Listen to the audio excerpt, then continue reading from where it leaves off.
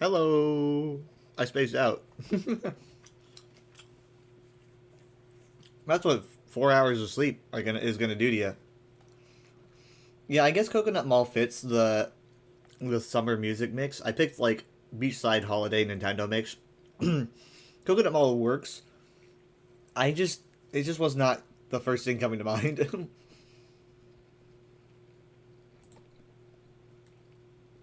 me a second. Let's see here. So to start out, we've got you're holding that one on holding your phone.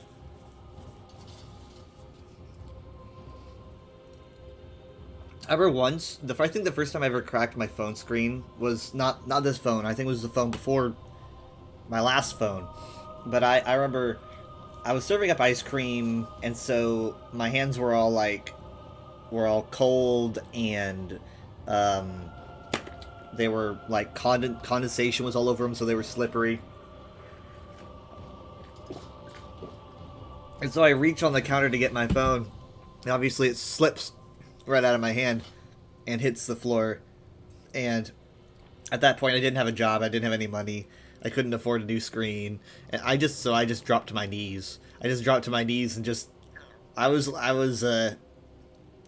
like disassociating. I was like, no. I had that crack for a while.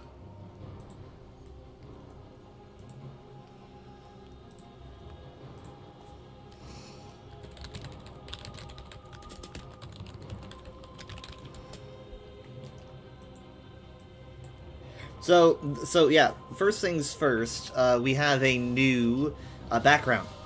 Am I glad to see a new background? Absolutely, because gonna be honest, I didn't really like the Cold Harbor background. I just don't feel like it. I mean, I felt like it worked for the time, but I was sitting here thinking that we were gonna have it forever because I was like, there's no reason for them to change it. I mean, what behind us? This doesn't really look. I mean, if this is Solstice, this isn't what I generally thought it would look like. Uh, Maybe though. I don't know. It might just be that the background is Ayleid ruins. I'm not quite sure, but I do know that it looks way better. Having like a nature-filled backdrop is significantly better than having um, Cold Harbor, which was very dark and I don't know. It just had a different vibe. You didn't feel as open. You didn't feel as free. You were in a prison.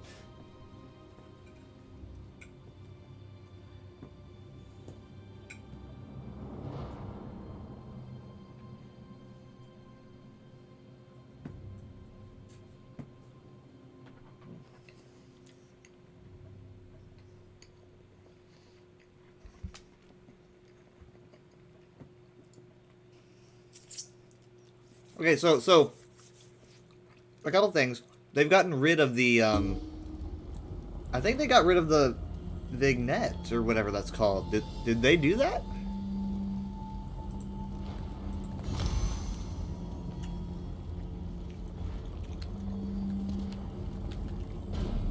Oh my goodness. Yeah, they've changed some stuff. Like the UI is different. They got rid of the blackness around the edges because it wasn't on the loading screen. I'm now getting obviously I'm getting things in these various skill lines. Yeah, you can see the UI is different.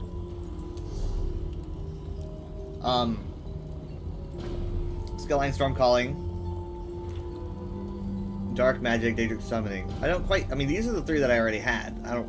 I guess it's just because I already have them. Wait. They reset my. They reset my. My scribing things. Why'd they do that? Okay, that's a little bit odd. They reset my scribing. I did not know they were going to do that. That's fine. I honestly could just pull up the VOD from yesterday and just put together what I already put together, if I don't remember. But yeah, you can see the UI is a little bit more simplified. Oh, wait, what's this? What is this? What does this mean? This item can be learned or collected. Oh, so it just straight up tells you now. And it puts it at the top. Oh, look at that. It just tells you now. You don't even need to wave your cursor over it. Okay, that's pretty good. I like that. I like that a lot. Yeah, I guess this is kind of embarrassing. I've been showing... You can see a bunch of things that I've not learned yet. That is because some of these I want to save to give to people. Some of these I just haven't checked to see if I have them yet. Like if I do Regatta Shields, does that mean that it goes in and it just straight up checks, period, if you do not have them? Let's see. Let's do Regatta Shield. Okay, so I do not have that. Now, if it says I don't have it, and I have it, like, just because I collected on another character, it's kind of meh, but Regatta Shields were wide and heavy to provide maximum coverage, not just to the bearer, but also at need to the nearest ally. Besides the usual embossed wing current symbols, the bottom of the shield was wrought to resemble like Hawk's broad tail. Probably was not very common, honestly. Shields were not super popular with them. Huntsman chests, so we're gonna check that.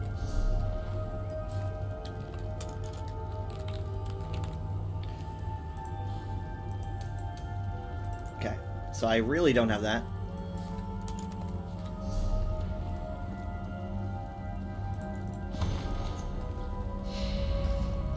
Chestplate of Kir Bawili. I don't know what that is. Atop a leathern jack is all the body armor a huntsman needs, even against the fiercest of prey. For a hunter must be nimble to avoid a beast's fangs and talons, or a mortal dagger and glaive. Okay, so Cerebolic Marine staves. Again, the entire reason I'm looking up to see if I have them is because if I collected them on another character and it still says I need to collect them, then this feature is not as good as I thought it was.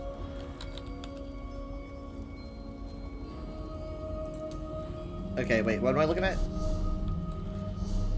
Oh, staves. Okay, I thought it was gloves. Staves. Okay, we're still in the clear. Alright, neat. Perfect, okay. Light as air, our staves are as powerful as they are beautiful. Dark orange fins reach towards the sky. Not unlike a creature descending upon their prey in the salty depths. The lean metal of the staff itself is easy to wield and not at all cumbersome. The bottom section of the staff resembles a lurking octopus and provides balancing weight. Is this thing made out of frog metal? Yeah, frog metal or Cerebane steel is a highly coveted rarity. To those of us alive today, this was not always the case. So I don't know if this is made of that. Yeah. So like, we could just like copy but not make them out of the frog metal. Technically though, you could just say that it's made of frog metal if you want.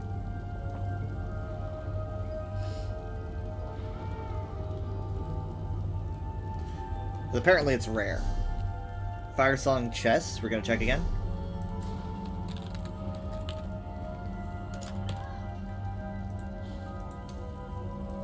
Firesong chests do not have it. It's a good style. Protect your heart as you would protect your home. Our armors are thick and resilient, fitted with plates of strength and scarn beneath their leather coverings. The craft is exact. Any blow against them are distributed outward through the armor itself and leave the wearer unscathed. Shouldn't it be any blows are? I don't know. Okay, Lucent Citadel swords.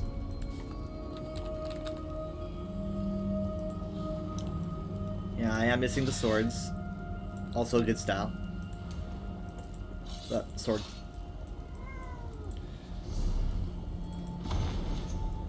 Inspired by the Grand Mayor of Opposition, our swords combine strength with beauty, fragility, and memory. The gloom of the hilt pairs expertly with the radiance of the blade. Wield the sword with the same duality that it encompasses, and nothing will overtake / forget you. Interesting. A tower of metal pointed in light, time dulls edges and wears away at effort. Every Lucent Sentinel bit has like a thing at the end that I think attaches to another style page. It's very, very interesting.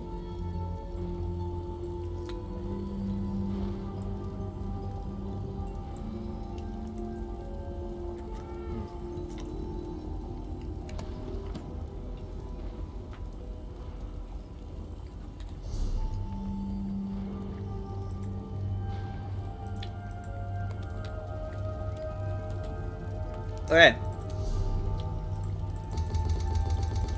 So I know this is going to be annoying, but, I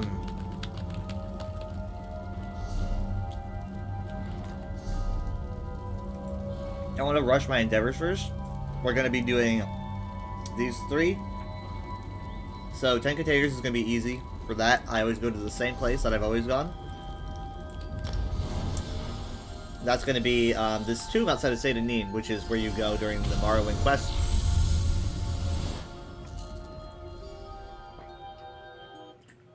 It's very nostalgic for me because it's like the first place I ever went, aside from the tutorial.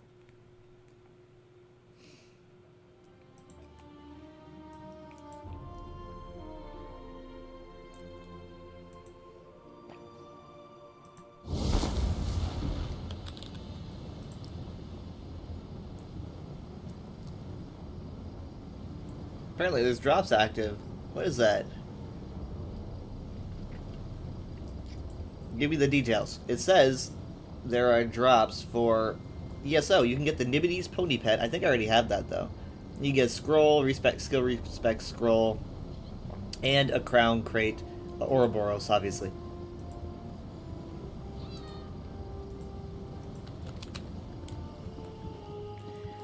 Oh, wow. Whoa. Okay, yeah, they changed the UI. That's sharp. Huh. Interesting. I wonder how mine looks like. That wouldn't do it.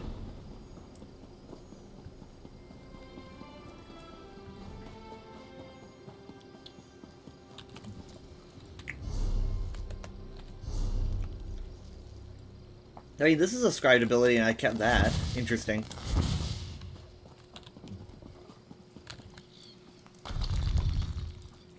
Andrano, yeah, you can see that they took out the black, right? So you can see these screens a lot more, and it kind of gives you the vibe of ESO on console, to be honest.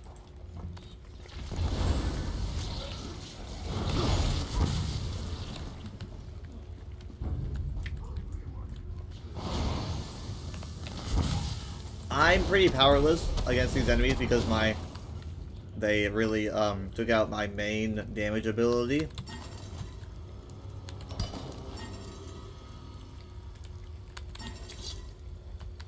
I'm gonna have to go back and reapply it.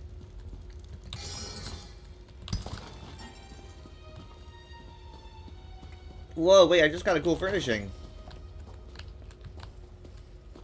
Again, I don't advocate for grave robbing. This is just my endeavor.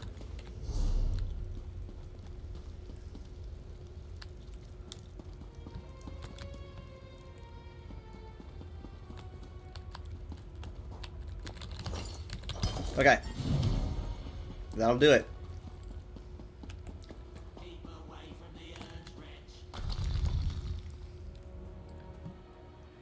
Do they change the UI? Yeah, it seems like they changed a bit. They took away the, okay, you know, I'm gonna Google it. I'm gonna Google how this is said. Give me a second. They took away the vignette. The vignette. And the vignette was like that darkened thing that, you know, you'd have on the screen, and you would have it also on the loading screens. and the text would like go on top of it, right, during the loading screens. So they took those out, and they edited the health bar UI. They edited some icons. They gave us a collections UI icon, among other things, I suppose. No, you're not going crazy. I noticed it was gone, and I was like, why? I was like, why does it feel more full? Why does it feel more like I'm seeing more? And I realized, I think I heard them saying something about taking that away during a podcast.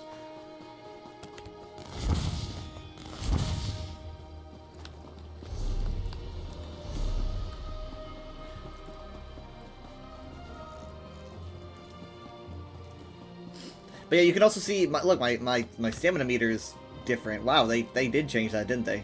It's kind of a teal now. Hi, Leaf. It's kind of a teal.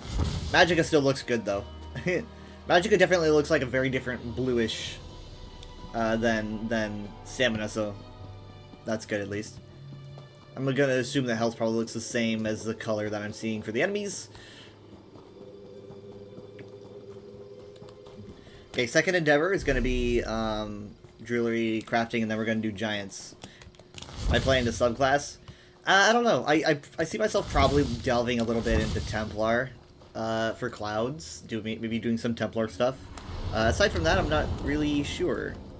Like someone just used mushrooms. Oh my god, it's Jesus. They added Jesus to the Elder Scrolls Online. How didn't I know about this? Look, he's even got disciples. Oh, they're gone. Shit, I missed the rapture.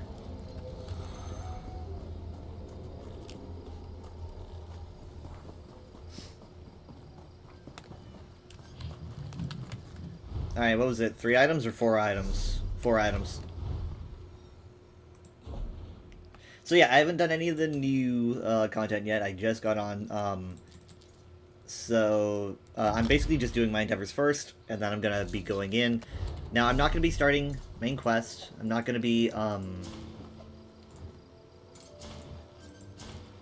doing any of that today. I'm just gonna be kind of going in, looking around. It's probably not gonna be very long because I slept for 4 hours and just came back from work, so. Alright, for giants, I like to go to Hrothgar. Yeah, to reinstall Minion. I guess I don't have to, because my Oblivion UI is still up.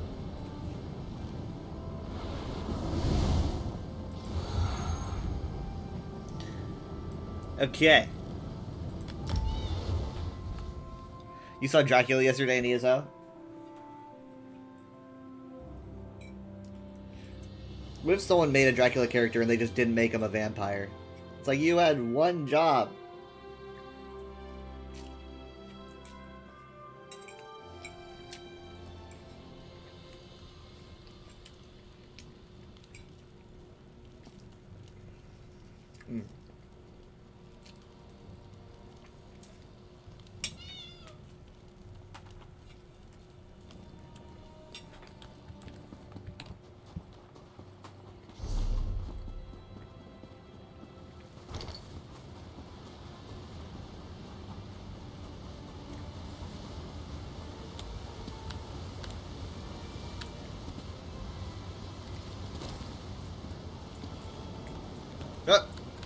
Yep.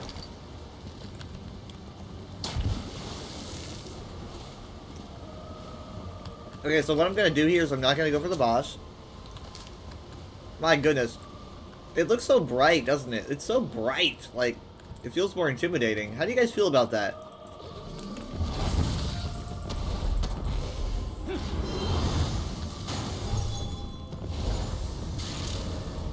Okay, I'm glad they still have they still have ticks for the enemies. Ticks are what I call those little lights on the sides, by the way. They could just be RPing pre-vamp Dracula. Yeah, I call those little lights on the sides of shielded enemies, I call those ticks, and I have literally no idea why. At some point, I started calling them that, and then now my entire family does. So we're like 2 tick boss, 3 tick boss. But I'm glad that we still have those, right? I'm glad that we still have those on the sides of the bosses, because that would have been pretty sad to see those go away, or at least replaced by another graphic, you know. All right, I'm gonna just kind of apply some crystal fragments right now. Update all your add-ons you're going in.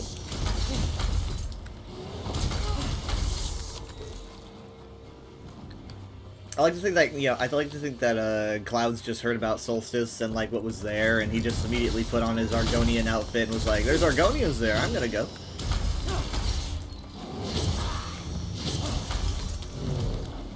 I remember when I did Somerset for the first time. It was probably a year after it came out, because I took a while to get to the DLC, and I put on a very high elven outfit, you know, some base game high elf stuff, and I didn't have many dyes at the time, so I went with one of the basic purple dyes, and I had like a purple and gold robe style with like a helmet, I think. That was back in 2019, 6 years ago. Might be a family reunion, maybe. But apparently, I heard that the Argonians there are, you know, they're cast out. I don't know. If anything, they are. If anything, they're very distant, right? So I don't really know how related they are, because they're isolated, right? Okay, all endeavors done. Weekly. Oh, hey, I like how it has a little icon here. What else have they changed?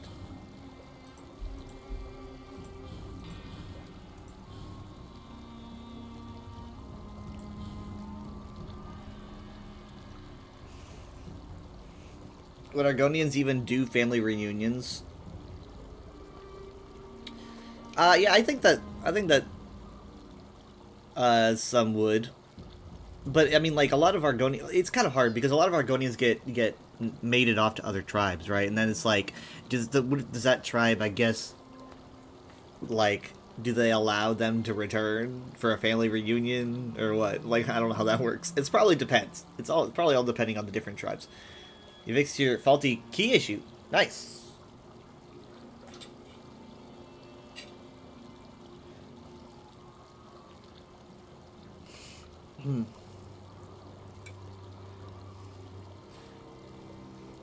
But I think Argonians are very, very much on connection, you know?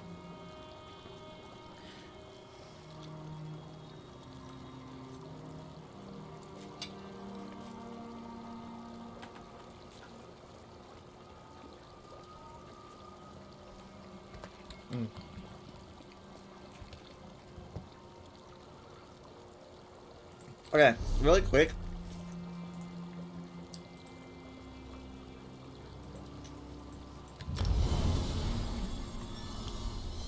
I'm gonna go to my scribing altar.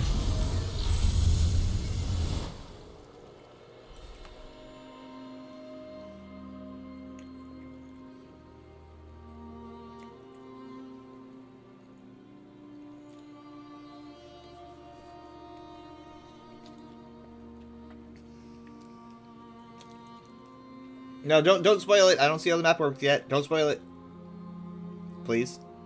I'm almost there. I'm almost done. I just want to get my scribing abilities back.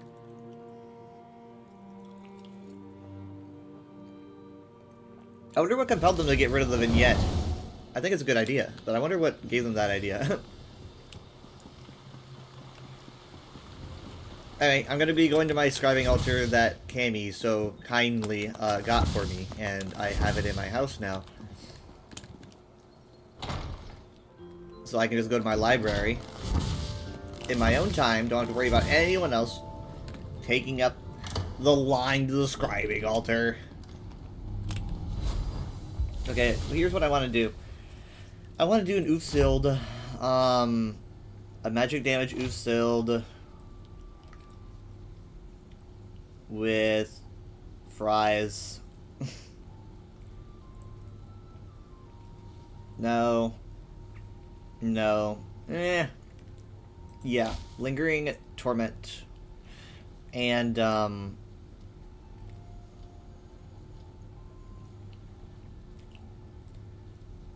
I think this is what I had before. I don't know, I could be wrong. Like, maybe I can't even make what I had before. Yes. Okay, wait, it put it here anyway. Did I? Yeah, I generally put it on 4. And on 2, I had, what did I have on 2? What did I have on 2? Wait. Okay, yeah, as usual. On 2, I had... Oh, no. I had this on 2, and I had Banner Bearer. That's right, Banner Bearer.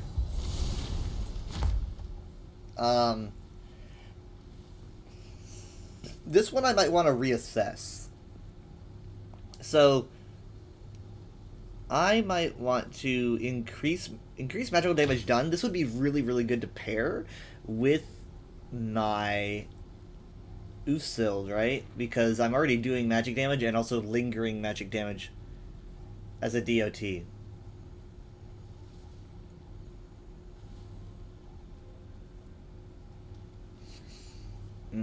Damage shield. I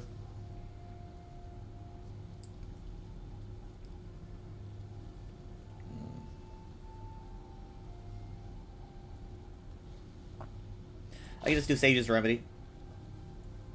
And then, what increases... Okay, ult charge.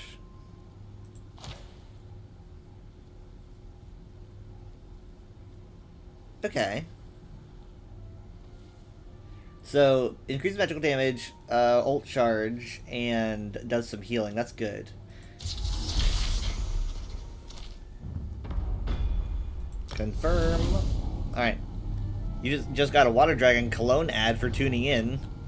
Yes, that's right. Here at Weather Dragon Horde, we advertise Water Dragon.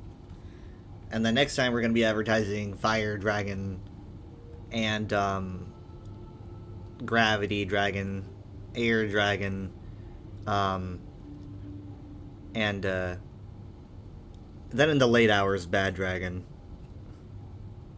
But, yeah, I do Cologne ads now.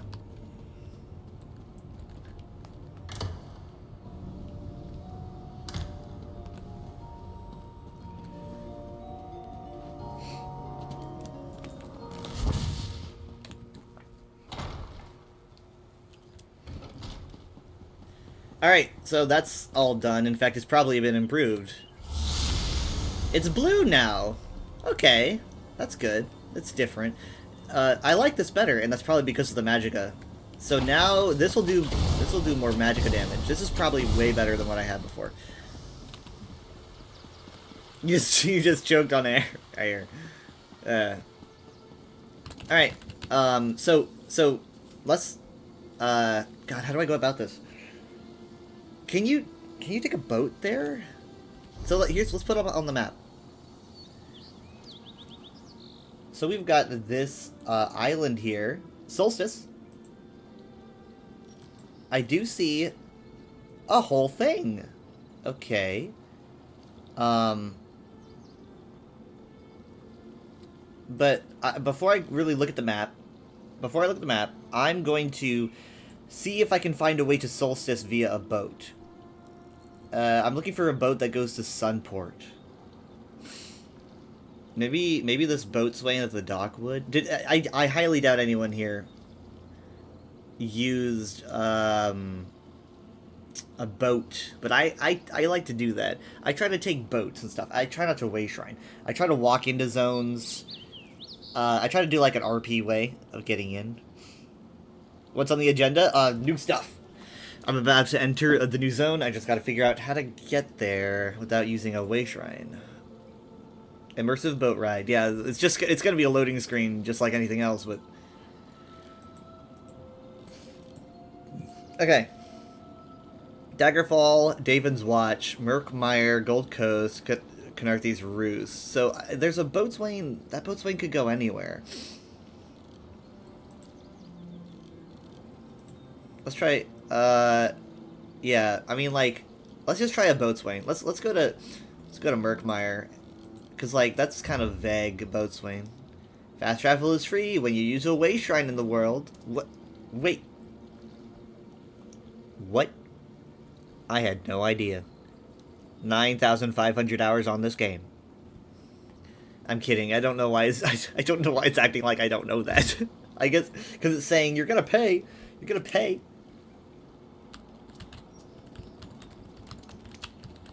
All right, let's just wait a second though, so it's cheaper. Because I do like my money. Groundbreaking.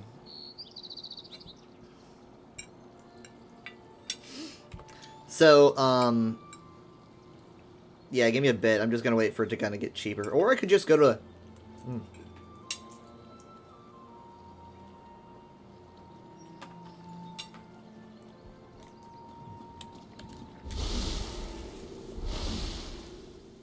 Wait, try not too far away from here.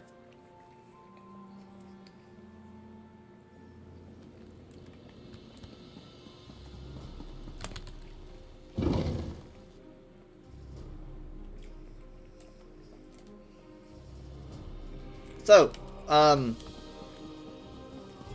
praise, they got rid of the, vignette in the game. So, ESO had a vignette. A lot of people didn't even realize because it was so constant, but it's this, you know, it's this kind of like blackish fade around the screen. And if you, like, turn your UI off, it'll go away. And so that and also the black on the loading screens has now been omitted. It's been taken out. So the loading screens seem a lot more full, and a lot more open. It kind of looks like console, to be honest.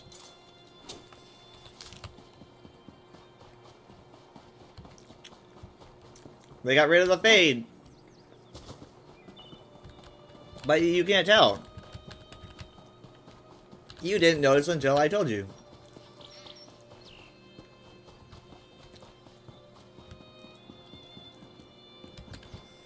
I guess that's an assumption, but... Ow.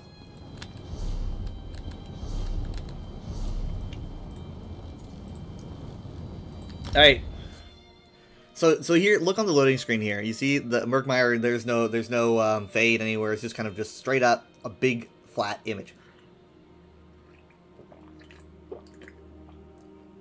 How do I know? Perhaps you've known longer than I. You probably have. Knowing you. Yourself a drink. Boatswain is over here.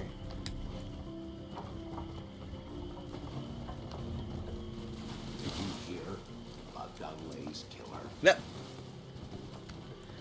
Alright, Navigator, do you have... As the wind carries leaves... Okay, just as I like to leave Murkmire. So will my boat carry you. Do you wish to embark? Is this just for... like, where does it take me? As you wish. For the majesty of Murkmire so frustrating. speaks with you wherever you go. As the river rises, where would you like to flow? Come on, come on. Oblivion sent fiend.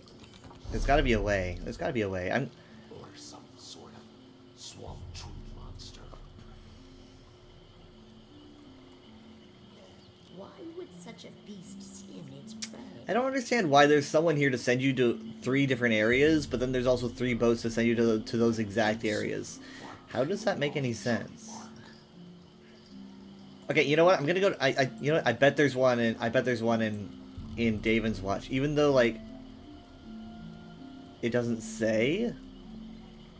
I think there's probably gotta be, right? Because you can take a boat from Solstice. You gotta take a boat from Solstice. There's no way they don't let you.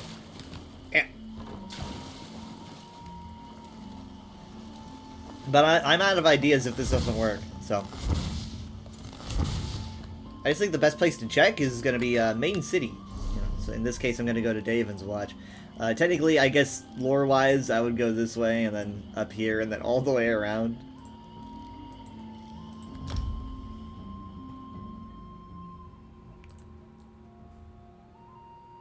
I'm surprised I'm not more exhausted after sleeping only 4 hours.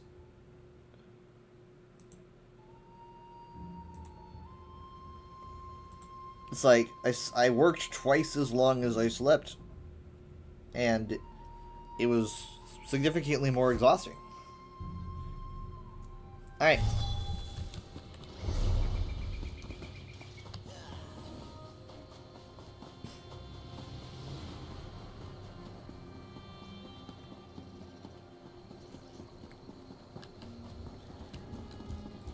Look at all these players. The servers are probably bumping right now because of all the subclassing and everything.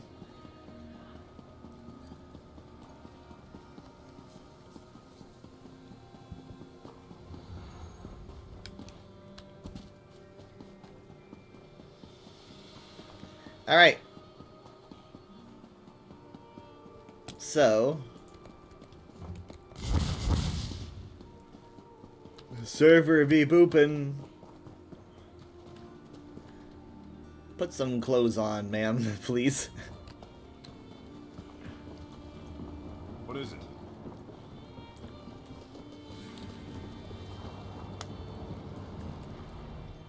I'll soon be heading back to my homeland of Somerset. Are you interested in passage? We've room for... Somerset. Danasa's not going to take me there. Morvain. Oh, sorry, no. Rarum. The manifest is full, but I'll find room. No, he just goes to another alliance.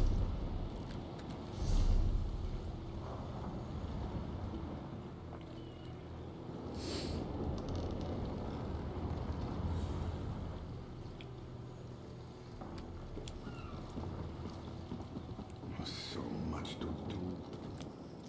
Interesting. Wouldn't it be interesting if there was one, like, this goes to Volkelgard. It would be interesting if there was one in the Sisters Archipelago, because that's also an island. But like, and I mean, there's no. I don't think there's any boats that go to High Isle. Come to think of it, like, I can't think of any boat that does. So how did I get here? Did we just way shrine here? I guess we might have. I suppose we did, but Huh. I guess we probably did. I remember coming through this entrance, because we passed by this shack. That was 3 years ago now.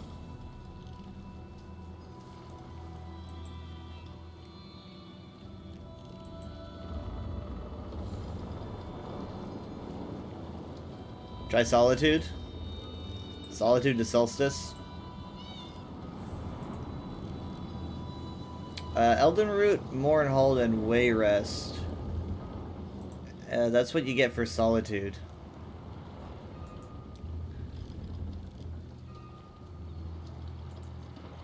I'm gonna try Leowen.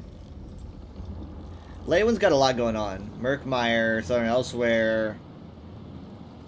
I mean, Alessiak Bargaron. He might be our next best bet because he's a boatswain. He might have an option, but I don't know. Cause like, I'll give it a shot, but then I give up. We're gonna try Leowen. The Gathering Storm quest that will lead you to the boat you need to take to Solitude and eventually to Western Solstice.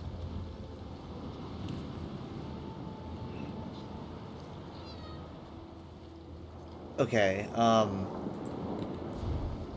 Gathering Storm, though. Oh, this is for... Okay, that's for subclassing. Prologue. Isn't Gathering Storm...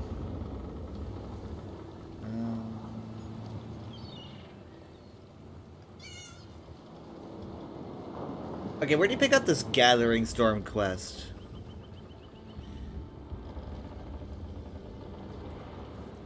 Could you find that for me, please?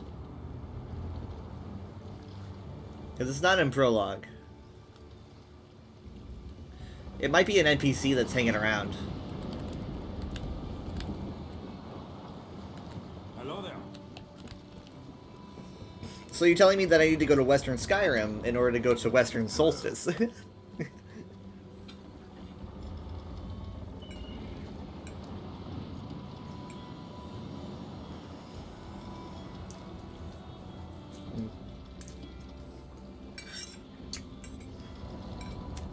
It's funny because to me, the Gathering Storm sounds like a Western Skyrim quest, You won't honestly. be able to But hide in the hills for very long.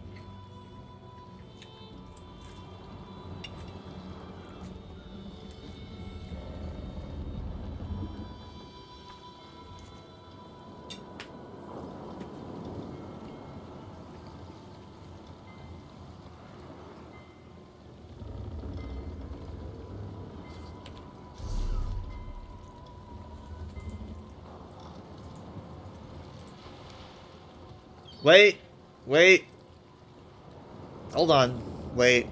That's what I thought. It sounded familiar. The Gathering Storm is the wait. Crazed. Is this crazed? Is this an AI answer that you were reading? Because I think the AI probably got Western Solstice and Western Skyrim mixed up. I think the AI is probably confused if that's what you're reading.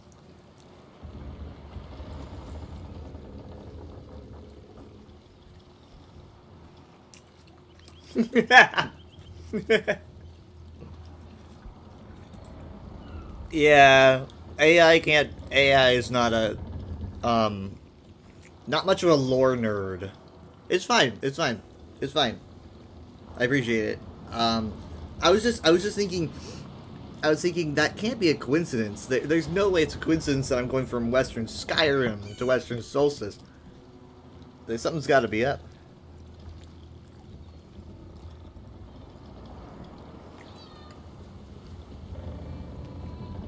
By the way, hold on. I've got to check something here. Okay. All right. So, what I'm going to do is I'm going to go to Leyawiin, and I'm going to check to see if the Boatswain will take me there, and if the Boatswain won't, we'll just Waste Shrine. I mean, I think the last time I Waste Shrine into a DLC was probably in early November of 2020 when the Reach released. And the gate was broken because we were gonna go from Western Skyrim through the gate, but it would not work, so we had to Waste Shrine in. We really had no other option because it was broken at that time.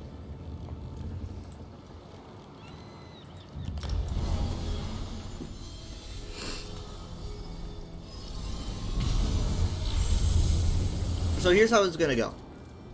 For basically every DLC release, I've always explored with my parents first thing. Like, you know, we always go into zones together and all that. Unfortunately, now our schedules are completely out of whack because I have a job and I get home late. So instead, we're deciding to just meet in the middle. I can explore the zone, they can explore the zone and do whatever, but we're gonna be like saving all the cool fun stuff, quests, delves. We're gonna do that together on the weekends.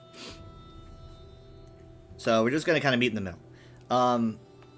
Now, they're going to be more available on Friday, Saturday, Sunday when they're gone because they're going to be going on a trip west, and that means that they're going to this is going to be a time change, and they're going to have they're going to be 2 hours early. And since they're going to be 2 hours early, that means that they can join me for Friday, because for me it'll be 11, for them it'll be 9, and so that's going to be really good because I basically have not been able to play with them on Fridays because it's so late. But when they time travel, we'll be able to play together. And that means that we're going to be able to do more Solstice stuff together. And that, paired with my vacation coming at the end of the month, it's going to be pretty good.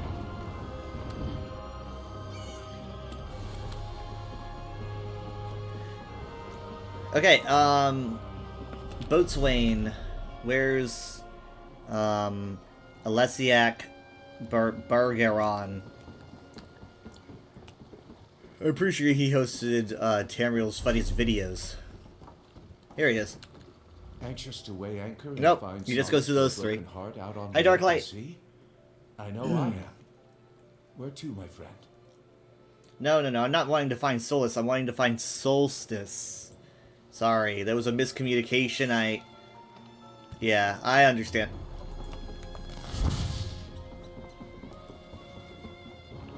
Alright, so, I'm probably just gonna port there. So we're gonna, I'm not gonna look at the map. I'm gonna, like, click on it and squint, because I'm a weirdo. I'm not gonna look at the map. I'm just gonna, actually, you know what? I can click on the Waste Shrine from up here. Sunport Docks. I think I've probably kept calling it Sunhold because this is Sunhold, but Sunport Docks. Alright, I'm just gonna click on that, and hey, it'll be like it's the docks. It'll be like I arrived on a boat. And I don't have to click on the map either, because I can just... Oh my god, that's a lot of money. I'm gonna go back inside. I'm gonna use the Way Shrine, actually. Eh. Yeah.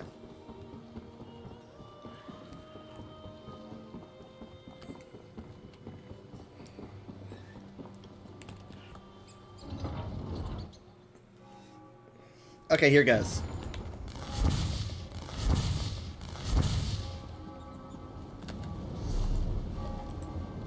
Alright, what do we got? Oh my goodness, we have the wall. The isolated island of Solstice off the southern coast of Tamriel was mostly unknown or considered a cursed location by the mainlanders prior to the recent trouble with the revived Worm Cult. Now the Stirk Fellowship has opened the island to trade, diplomacy, and use as a staging ground. I wonder how the inhabitants feel about that. Yeah, you can see the... It's like that tower is lining up with the wall.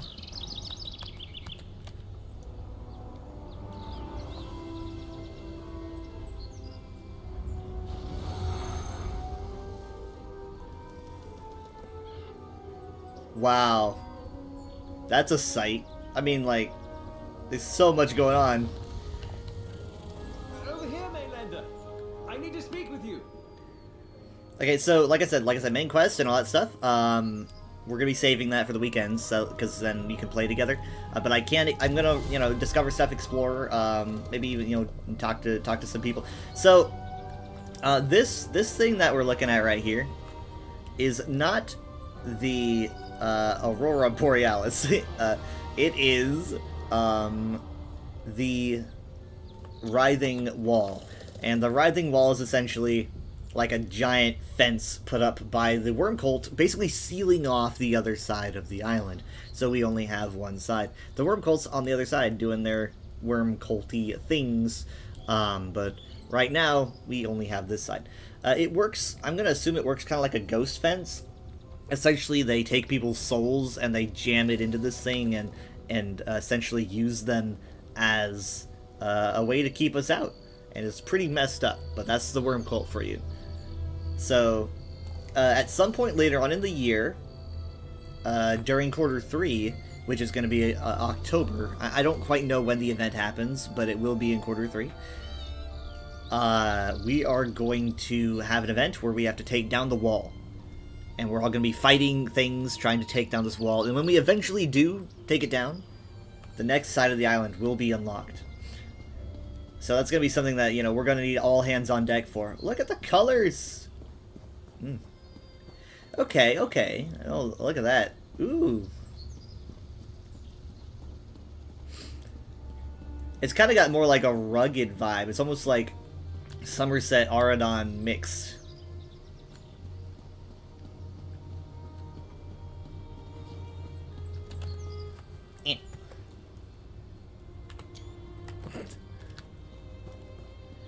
So, I mean, that thing must glow at night.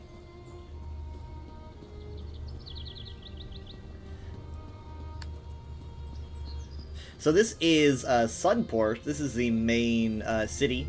It's going to be our main location. I literally don't know anything about its layout. I don't know anything about any layout.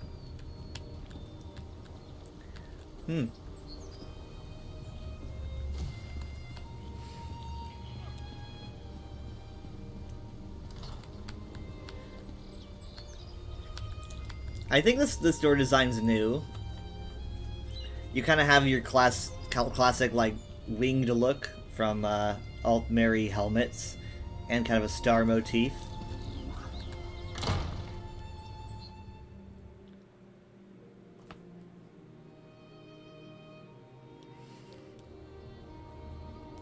Okay.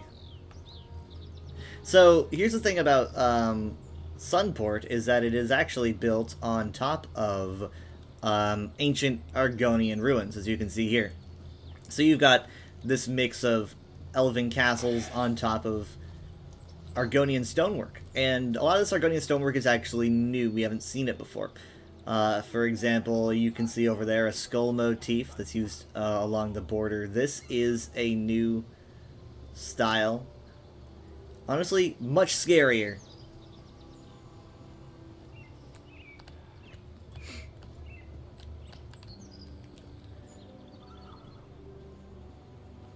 Look at that banner. They got dragon frogs here. They've got a guy named Golb. That's pretty cool. Every town needs a Golb.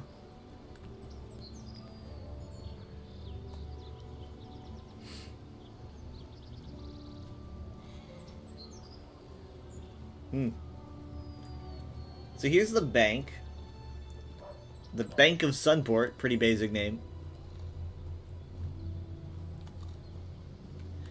Oh, she's carving. She's carving more into the rock. Interesting.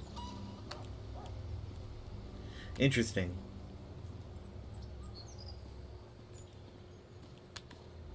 Not many of the stone nest here in Sunport. Most Argonians around the city are either tideborn or castaways from distant lands, or part of the mainlander force, like you. Not many of the stone nests.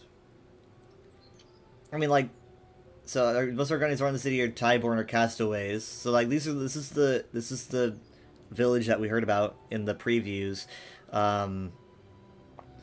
Castaways.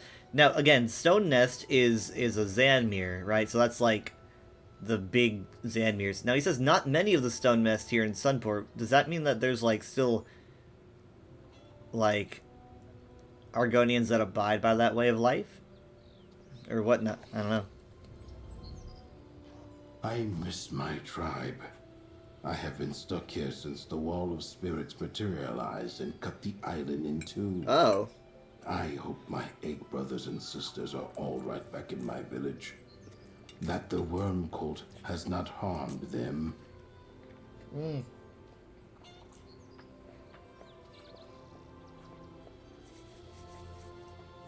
Well, I've seen a preview of what it looks like over there. It does not look great. I miss my tribe. I wonder... I mean, yeah, because it's like, I wonder, like, if there are Argonians that do just kind of dwell around in the Zanmirs.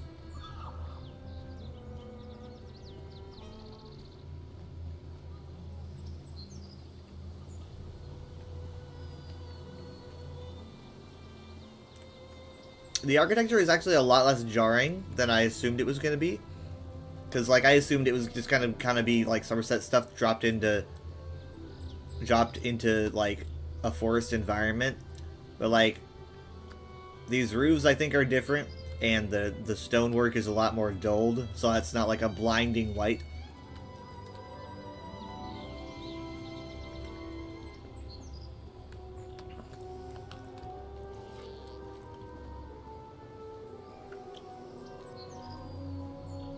I like that we still have Brad Derrick doing the music. Very, very, very classic.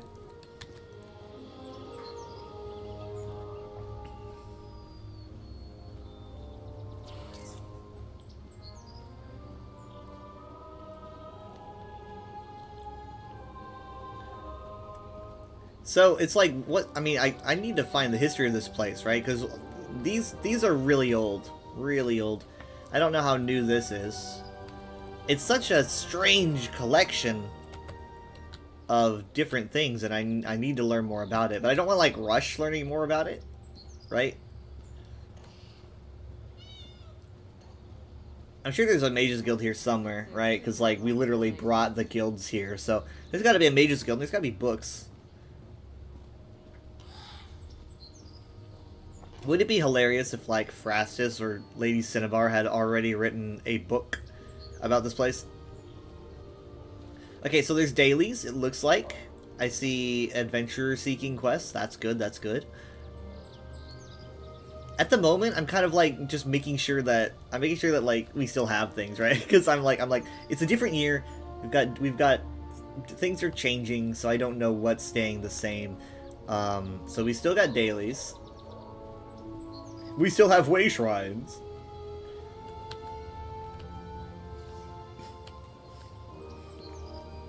Oh, wait. Is this the crafting area? Wait, is the crafting area inside? Huh, wait. No, wouldn't it be a little bit more crowded if it was?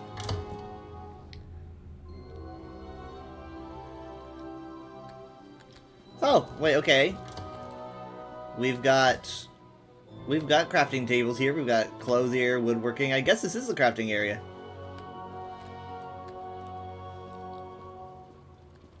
Okay, this is where you turned into this little room. Huh.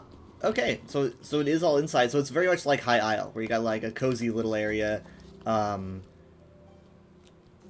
where you are making stuff. A lot of people complain about crafting areas that have doorways. Oh my goodness, it's the Tooth. Look who I ran into, Varla Streak.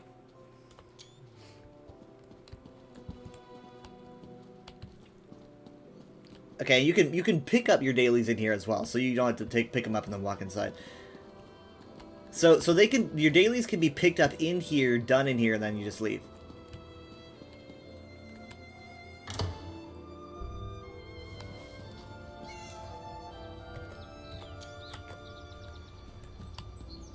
I didn't want to bother her. I mean, like, she's in the middle of making an outfit. The Stark Fellowship is here to help, but most of the city treats us like invaders. How would you react if an army suddenly appeared in your city? If they were there to help us against the Worm Cult, I'd welcome them with open arms.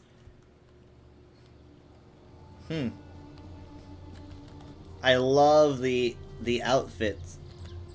Welcome, outsider. Do not be offended if some of the people of Sunport look upon your arrival with suspicion. We are not used to so many visitors washing in on the same tide. You are one of the prettiest Argonians I've ever seen. You walk past Seduth. You spelled her name wrong, so how about that? It is a common misunderstanding. The Collegium Praxis, the colleges of Sunport, are a series of interconnected guilds sponsored by the Regency. While we train our novices and apprentices, we are not a college in the educational sense.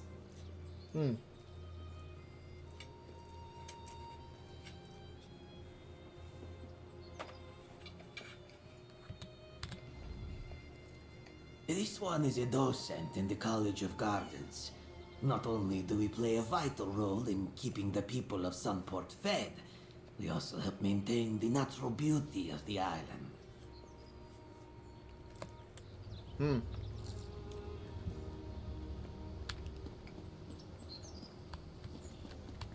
Yeah, she looks great. I love that armor.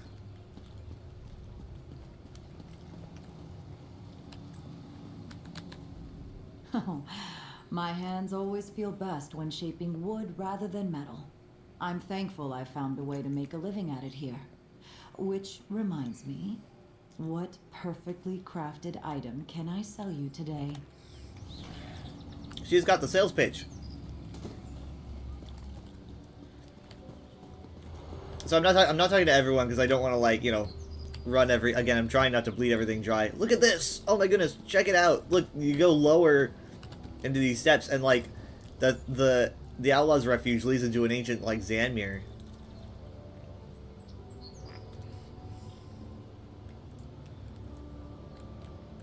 Who is this? I don't recognize the username.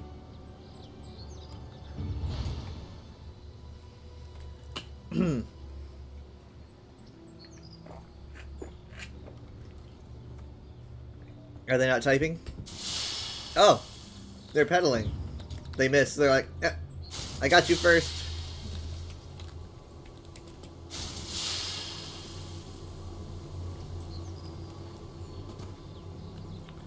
Now, I gotta tell you, I'm not a thief. I was just here to check things out. Don't report me to the guards. Thank you. Oh, wait. Oh, here's the way shrine. I think he thinks I'm chasing him. I'm not. Okay, got the way shrine. Sunport way shrine. It's a good open space here. Okay, so Argonians and Altmer might be like the primary races here, but it seems like a lot of other races have lived here for a while because they get exiled and things like that. Because like that Khajiit, he's native here, so you can have like a Khajiit that's native to Sunport or Solstice in like your lore if you want. Because it seems like, oh, this looks so much better than I thought it would. Really, I mean, like, I thought that the buildings were gonna look a little bit too pale, and it wouldn't look good. But I think they're like a more sandy color, which makes sense, right? Because you'd have different building materials on the island.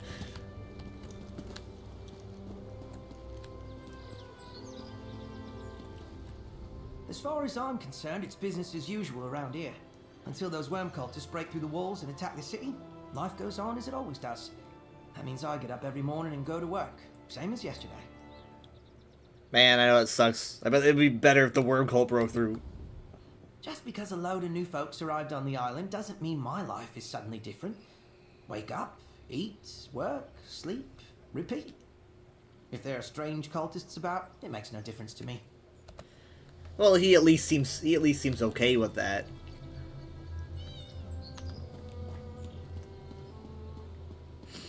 I love not looking at a map, guys. Like I like that I haven't pulled up the map because I want to feel lost here. I want to feel like I'm, you know, I have no idea where to go, and I don't. So that's why I don't look at maps when I start out. I kind of wait a while before I get my first glimpse, because everything feels a lot larger. Okay, so here's like the guild trader hall, I guess. There's probably gonna be guild traders in here.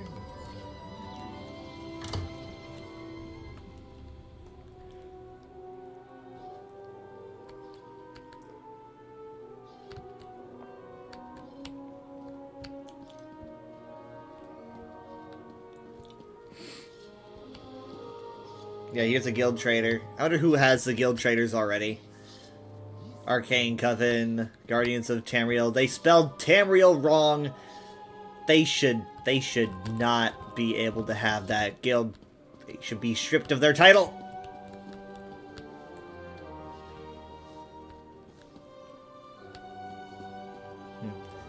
I like how he's Khajiit of the Light, and he's an Argonian. You look wealthy, friend. Why not spend some of your hard-earned gold on my wares? Finest in the city.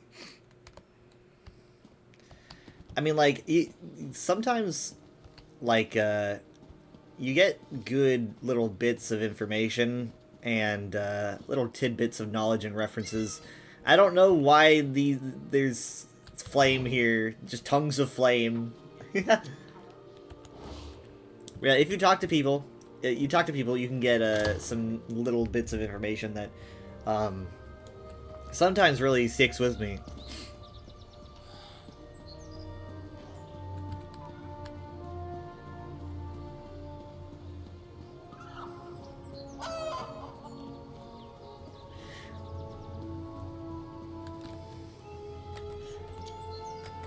It's nice to have another Castle Island DLC. It's a very different Castle Island, but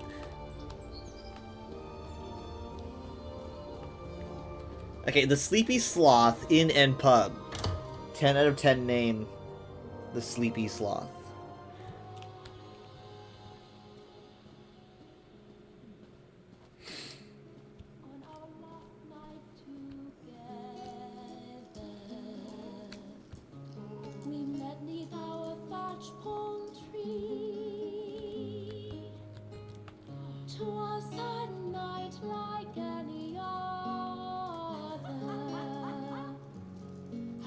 You look out to sea, and in those final violet moments, I wished you'd look that way at me.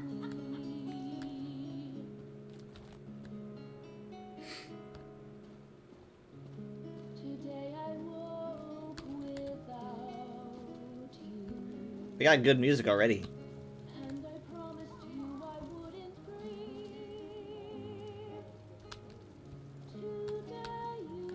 The mending of Ervald's sail.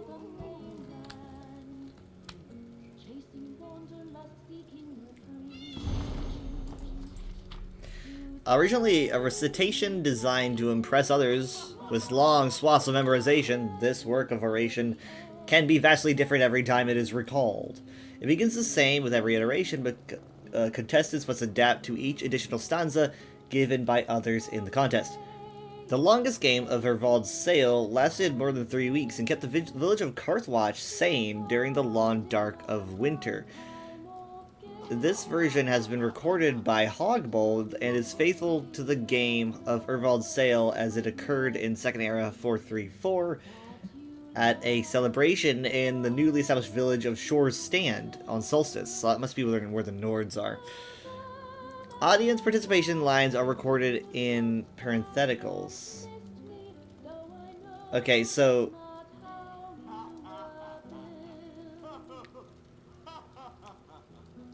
You read the stream preview title as the release day of Western Solstheim. Elder Scrolls is making you go insane. Well, at least you didn't think Western Skyrim, because that would mean that you are an AI. Ervald, hapless Ervald, worst angler in the whole wide world, Vald. His sail is torn right in the middle. What was he to do? So this means that, like, someone sings a verse, and then they need to adapt and keep it going, I guess? He needed a needle that Ervald to fix his torn sail, the sail that torn right in the middle. He needed a needle to fix his sail, but who would provide him one? Ervald went to the smith who stoked the fires to make the needle needed to fix his sail, the sail that tore right in the middle.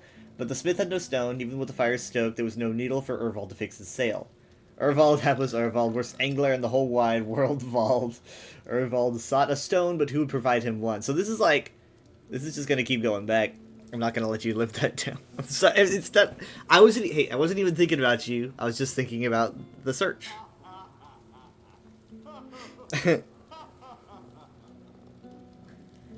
We're not laughing at you. We're laughing with you. Ervald went to the miner who excavated ore to give to the smith who stoked the fires to make the needle needed to fix his sail. The sail that tore right in the middle. But the miner could not extract the ore without first eating a meal, even though the mine was full of it. Ervald, hapless Ervald, worst angler in the whole wide world, Vald. Ervald promised to get a meal, but who would provide him one? Ervald went to the chef who baked cakes to feed the miner who extracted ore to give to the smith who stoked the fires to make the needle needed to fix his sail. The sail that tore right in the middle. The chef's fire went cold in the night and would not light without wood. He could bake no cakes. Ervald, hapless Ervald, worst angler in the whole wide world, Vald. Ervald went to get wood, but who would provide him some? Ervald went to the woodcutter, who chopped lumber to give to the chef, who baked the cakes to feed the miner, who extracted ore to give to the smith, who stoked the fires to make the needle needed to fix the sail that tore right in the middle. And this the woodcutter could do. Ervald, hapless Ervald, worst angler in the whole wide world, Vald. This the woodcutter could do.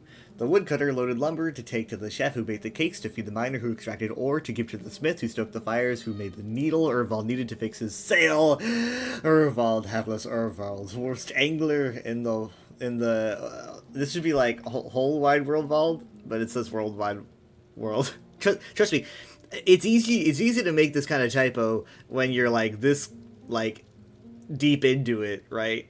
Because you're writing like the same words on repeat. So I can understand how that typo would be made, but it's still a typo. And now his day is through. Worldwide World Vald. That's funny. That's like that what it's like that there's like a Japanese story that goes like that, and like you see it a lot in games.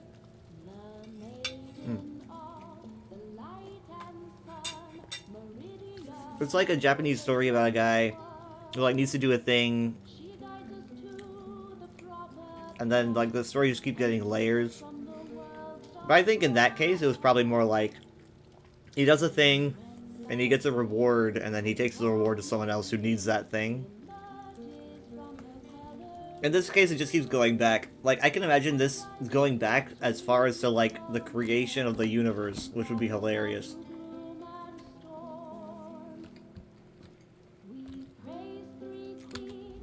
We come into port, storm the local tavern, and keep drinking until 7 sunrises pass by. That's the Sea Elf way. I'm asking, what is the Sea Elf vessel doing in Sunport, as if, like, as if I understand how this place works. I don't know zip. I don't know anything. Like, again, this whole thing is, this is new. Like, to everything. At least in High Isle's case, the archipelago islands, those existed. But this is completely new. So I don't even know. Many a brave and adventurous sea elf will risk ship and crew to make their way to Solstice.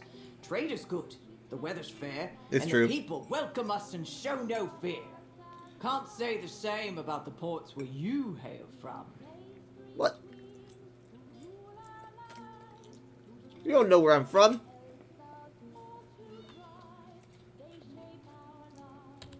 Aye, but that part's the challenge. To overcome the danger of the voyage. All captains know the stories of Solstice, the cursed island. A place where ships approach and never return. Ma'am? But the wind's echo knows the route. Ma'am? Hard though it may be. Well, okay. Is this what Homeworld thinks of fusion?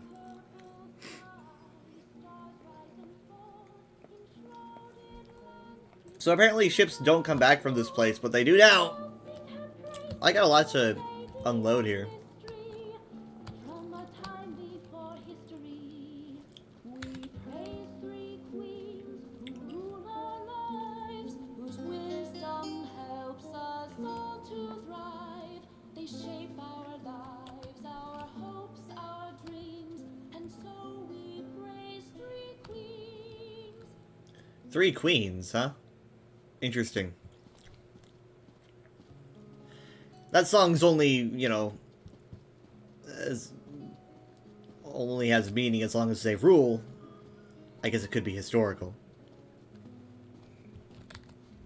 Even with all our problems, opportunities present themselves, and profit is there for the taking. All you mainlanders, for example. Such an influx of customers is every merchant's dream.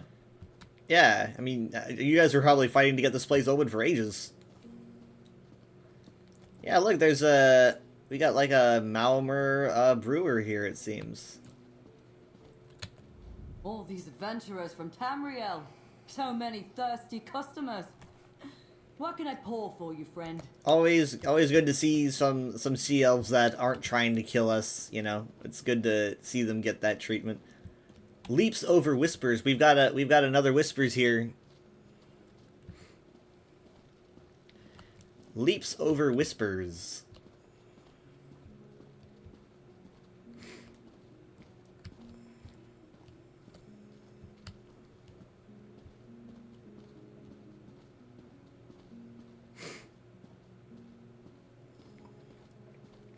Now, I do notice that on the inside, it seems to be the same color. I wonder if the outside is a different color because of weathering, and it's not the type of stone. But I can't quite theorize that yet. Hello.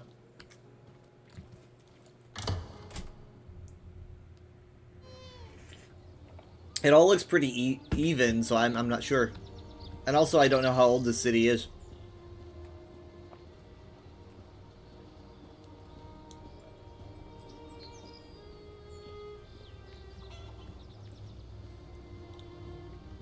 Okay, so this is where I walked in. So I'm probably missed a whole bunch, but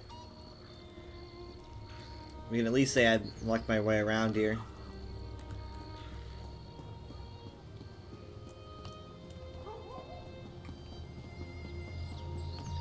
Oh, hold on. Is this like a... Oh, it's a guardhouse. Never mind. Don't want to go in there.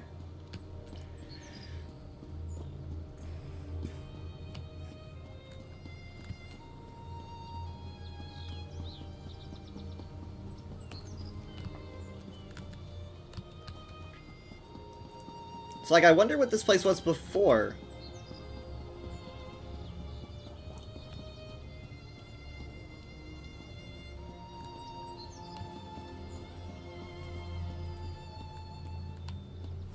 Alright, let's look at the map. It's map time!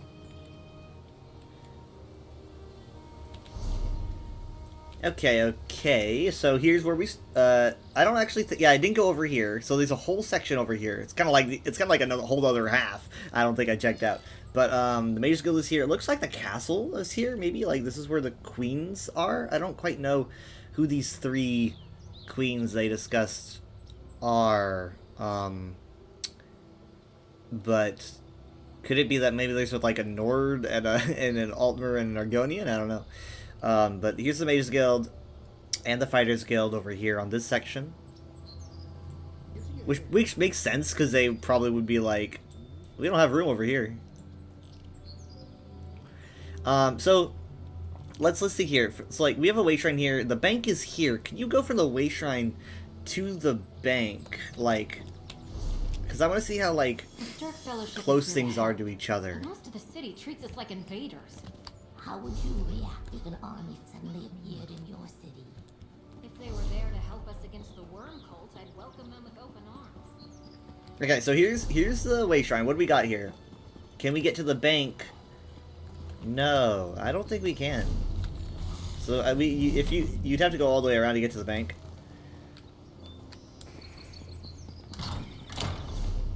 That's the Palace District. So what about the crafting area? Where is that? I guess this would be the crafting area, like this building right here. So that's closer. Oh yeah, it's this. It's closer. It's an okay distance. It's like closer than Somerset and stuff. Just make a quick run, you'd be like,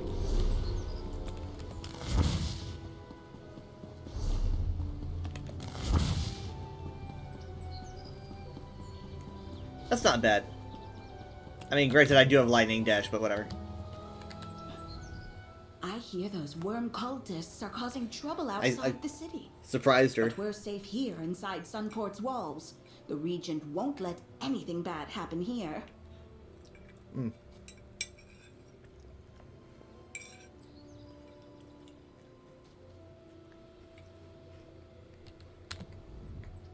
Clan Corellania has done very well for Sunport.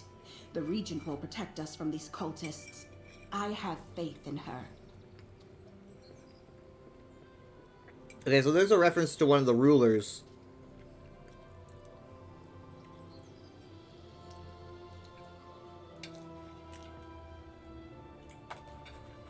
Unless I misheard, there should be 3, but I could be wrong. I hear those worm...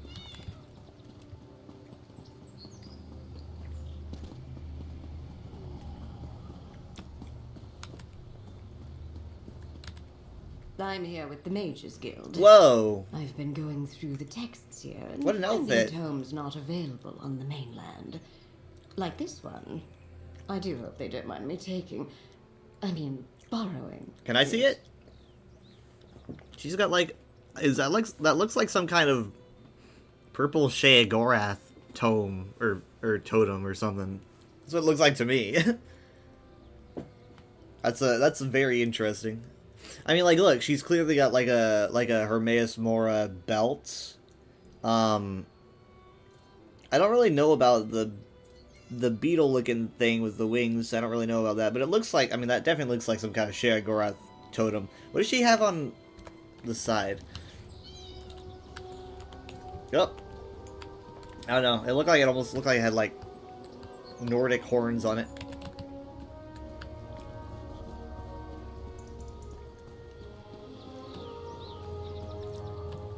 Okay, so, oh, didn't mean to press that button. Let's head outside the city for a bit.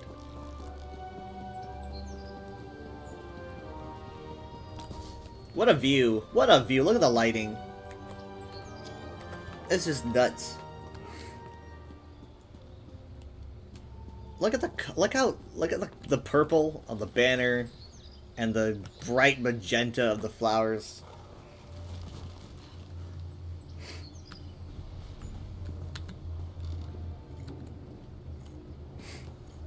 She's carving a like a seashell.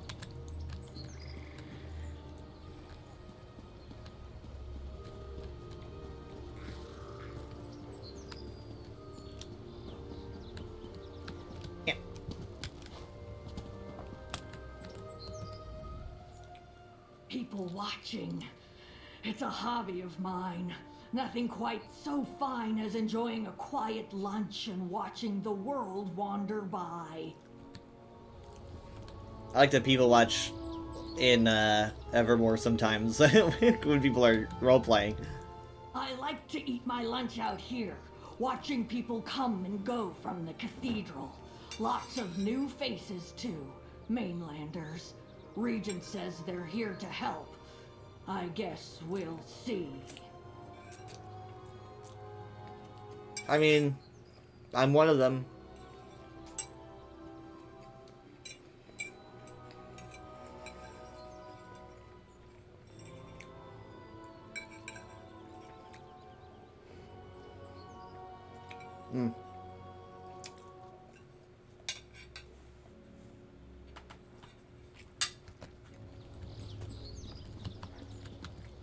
That is hovering.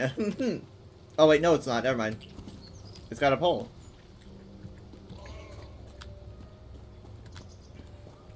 I wonder why they don't say her name. Like, everyone just says Regent. Regent, Regent. She says. But who's she? What's her name? Praise Vivek.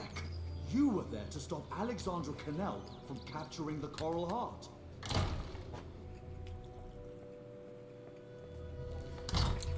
Alright. Back out in the wild. Here we go.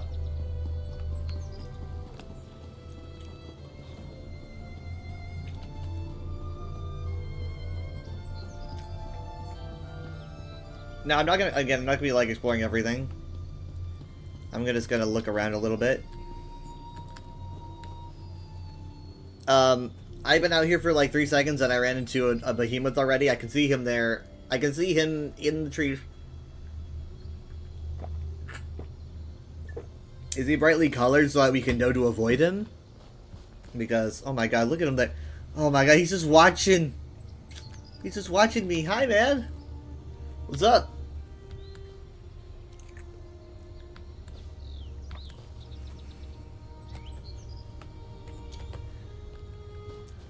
Vahath.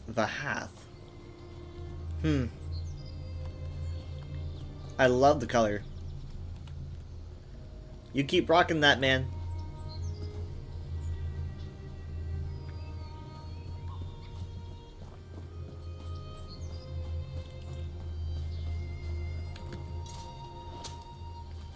Okay, there's Voroplasms here, which is interesting.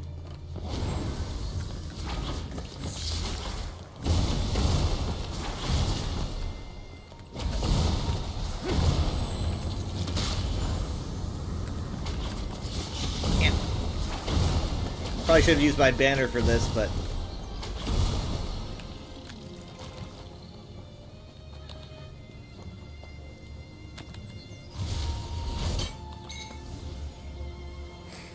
What a sight. It's such a unique sight, you know?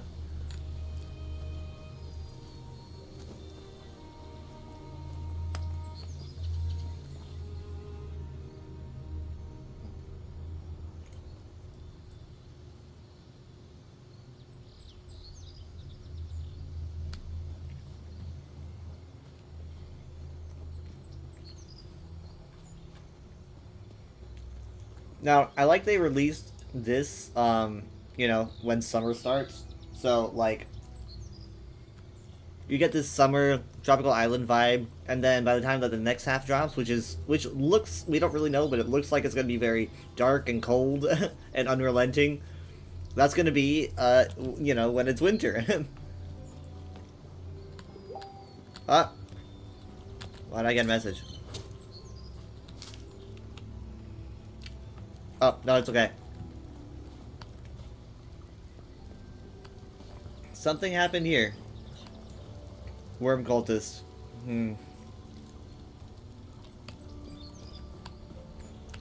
Oh, invocation to the Three Queens. A traditional invocation to the Three Queens honored by the Corellanians of Solstice and supporters of various cultures and backgrounds. So Corellania is the name of the clan of Altmer. All praise to the Three Queens, Midas of the Daedra. They who guide our steps and watch over us all. All praise to Meridia, to Azura, to Nocturnal. Hit me like a freight train.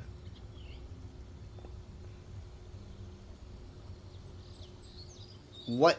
Like... That is not what I expected. I mean, I expected Meridia, but like, we got Azura and Nocturnal. Praise to Azura, Queen Dawn and Dusk, who protects us in the between places and helps... I'm just gonna ignore that. It helps us transition from the black of night to the light of... I'm trying to read a book!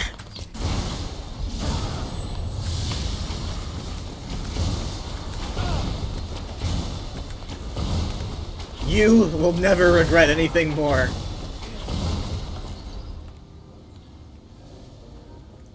Alright, where were we? Praise to Azura, Queen Dawn and Dusk, who protects us in the between spaces and helps us transition from the black of night to the light of day. Let her rule our hearts with wisdom and grant us success in all our ventures. May she guide us as we step from one shadow and plunge into another. That's supposed to be probably Azura. It says Azure, hear our prayers, but... the summer vacation has turned into a summer nightmare. You're getting smacked around? Oh no. Praise to Meridia, Queen of the Day, who sees our potential and encourages our choices and witnesses the truth within our souls. She guides us to the perfect state of Alaxon as her light fills the land. She is the Bright One, the Prince of Life, and the Matron of the Colored Room. May she shine eternally and illuminate us forever. Okay, I see what's going on here. Meridia, hear our prayers. Praise to Nocturnal, Queen of the Evening, who guards the night and those who pass through it. She is mystery. She is luck. She pushes us to do better, to strive harder, to walk where others dare to tread. She is unknowable, yet she knows us all too well. Nocturnal, hear our prayers. Three Queens, hear our prayers. Okay, so there's like Azura, who's the between, and Meridia and Nocturnal, who are being seen as like the contrasts, right? The night and day, and that's kind of a theme here, right? Solstice. You've got your summer solstice and your winter solstice. We're getting west. We're getting east. And here we're getting like day and night, and Azura's in between. I've never seen anything like this before, and this would explain why probably this clan is probably made up of a lot of banished Altmer, because this is just, you know, this would get you at best banished if you acted this way in Somerset, you know. It's so very different. I mean, this is more like the kind of perspective that the early Velothi would have had, right? Except to them, their three were, you know, Mephala and Azura, and Boethia. So they've got their own three. This is so, but it says honored by the Corellanians and supporters of various cultures and backgrounds. So it sounds like it probably started with the Corellanians. Like they do this the most.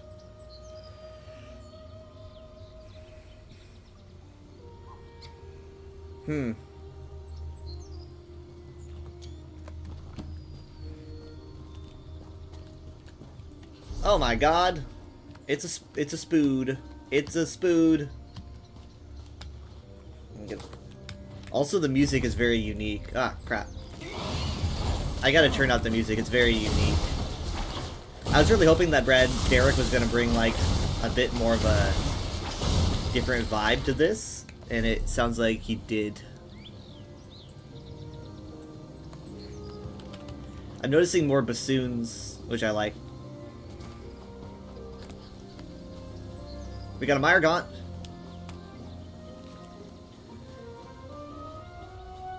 Benedicta Cartia. Strange. What realm of revelry is this? You there? What pleasures are hidden here? Okay, so she's referencing the realms of revelry, which is Sanguine's realms. So I'm wondering if she just came from Oblivion or whatever, but she's obviously been involved with Sanguine in some way.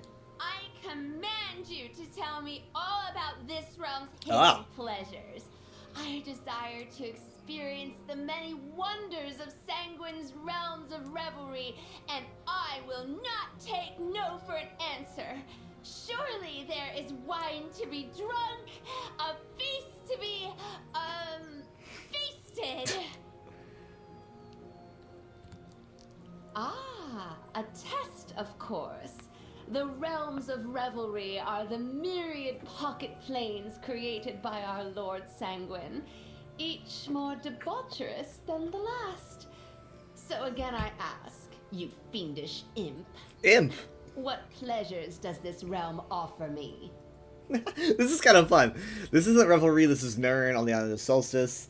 Adventure abounds in this realm of revelry, or I could do the evil version, where I say, this isn't the realms of revelry. You've made it to the worst plane in Oblivion. Peryite's pits. She obviously is, she's under a spell and heavily intoxicated. I'm gonna forgive her for calling me an imp. Now, I mean, the good one here is me lying, unless I'm not lying. I don't know anything about Solstice, but, for all I know, there's some weird connection. But no, we're just on an island. I think I'm just gonna go with the regular one. That's fun that you can say that, though. That's fun, I like that.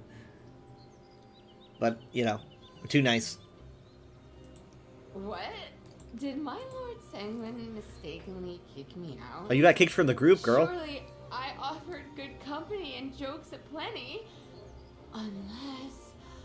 of course! There are certainly revelries on this island. My lord must intend for me to indulge here and show them how it's done! Out of my way! There is pleasure to be had in Sanguine's name!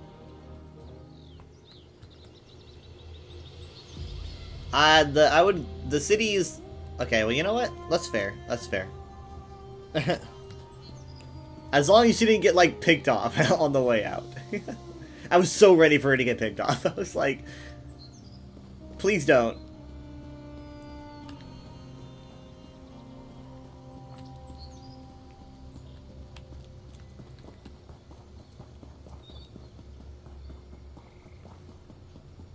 Okay, so if I took this boat, right, where would this boat take me? Like, would this boat say go to Daven's Watch, but I can't go from Daven's Watch back here?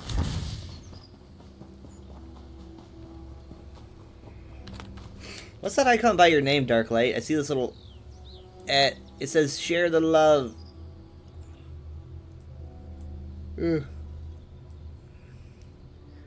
Oh, you shared your favorite... Okay, I see you shared your favorite Twitch clips. I need to get used to all these things that, Twitch is adding.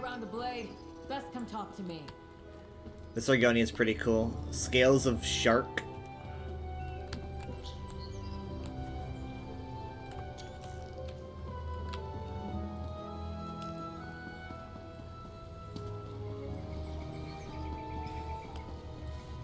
Oh my god, hi! Why? Oh my god. I was drawing his blade just to sharpen it. I thought he was gonna try to kill me. I like this place. Lots of good fighting close at hand. Glad I volunteered to join the Stirk Fellowship. I'd rather fight cultists than the other alliances any day.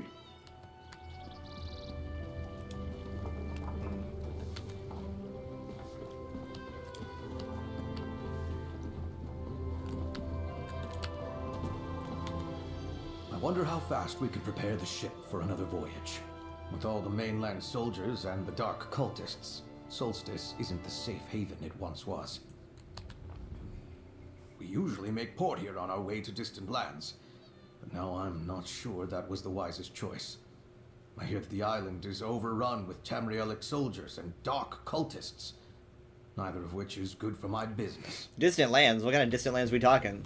Pyondania? Oh my god, look at that. Look at that. Ah!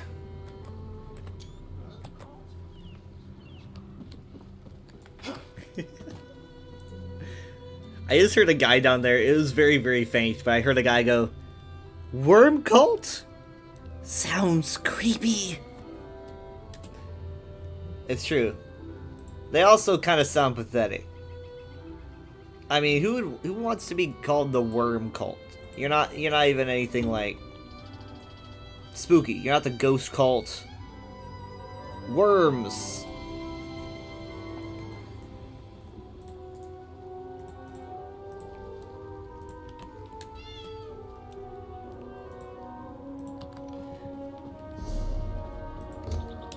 People are already doing Aussie and Cage and getting vet.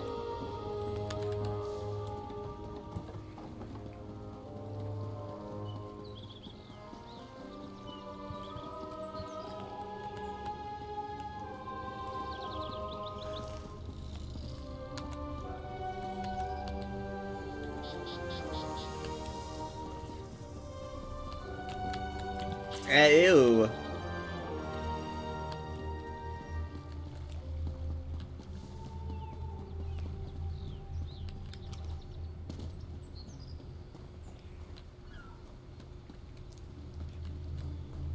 Another Malmer. It's probably not a normal thing to say as you run up to a sea elf. The ship's set to sail. Yeah, she'll send us back, but we can't go there. Where can we take you today?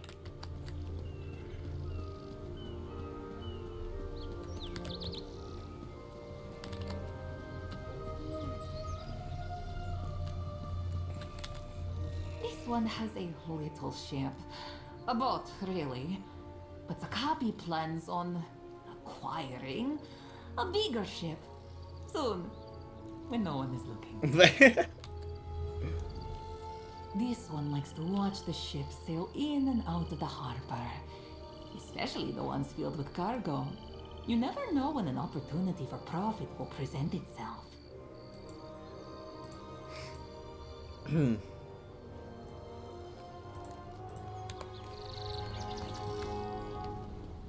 Entering stream. Oh, look, another dragon. Wait, what?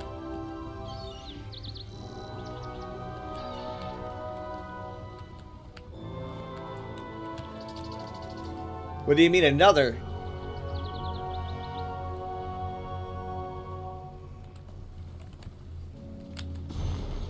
Okay, so this is a sea shanty. A hayf-riding sea shanty. I don't know what that is. Hey, oh, is it like, I don't know. Hayf-riding. Still sung at the halls and taverns of Shores Stand. So this is like an origin story about why the Nords are here. We sailed along Tamriel's coast, searching for new land, new shores. Raiding and pillaging as we saw fit. My, what fun we had filling our stores. Led by a thane named Hayfrid. Okay. Hayfridding. Led by a thane named Hayfrid, who knew just how to plunder. But then the wind changed along with her tune, and she decided we'd all made a blunder. Time to settle down and establish some roots, find a land we could call our own. Our trade was brisk and risks were low, and mead could flow after crops were grown. To Solstice we came, on Solstice we landed. We said, curses be damned, kind and sure guide us, we chanted. Now we have a town all our own, where the weather is tame, and the mead flows like water. To Solstice we came, to Solstice we came. So they started out as like a bunch of, like Vikings, you know, they were just going around causing trouble, and they were like, you know what? Let's just settle down somewhere.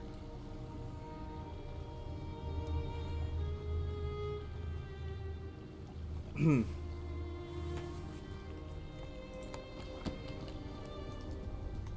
wonder where that Nordic village is.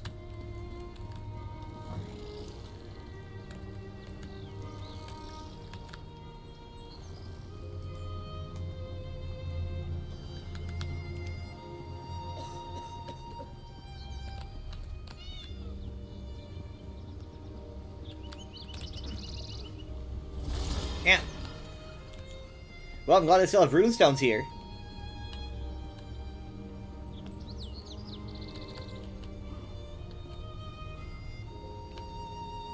Hey, they at least kept the Stormlord's tent. In fact, look, they still got Stormlords hanging out. Check it. Oh, perfect timing.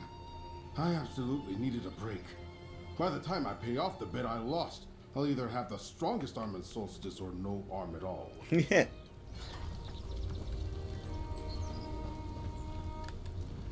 The finest furnishings, built with skill and care by the finest Tideborn crafters.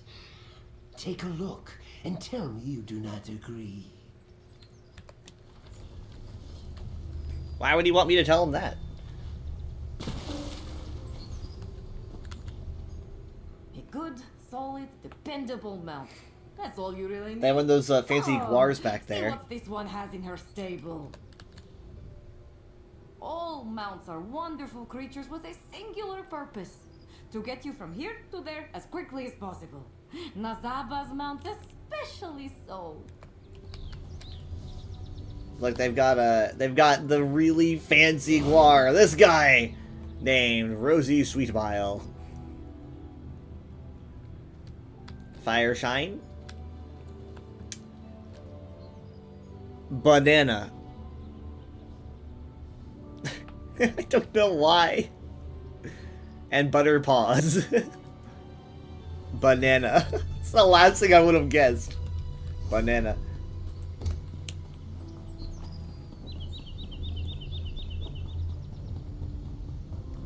That thing is so creepy. Sorry, I'm not taking it yet, but... So, I still don't know who this regent is. I mean, the three queens we know are Daedric princes. Still trying to wrap my head around that. And, the regent is a queen, I believe. Whoa.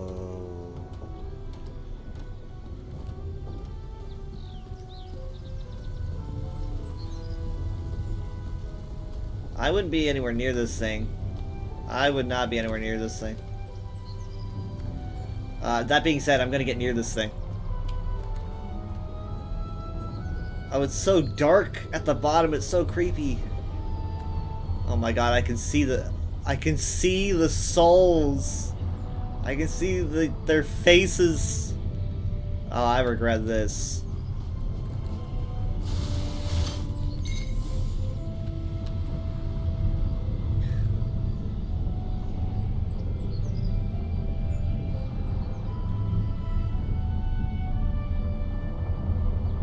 That's a lot of souls.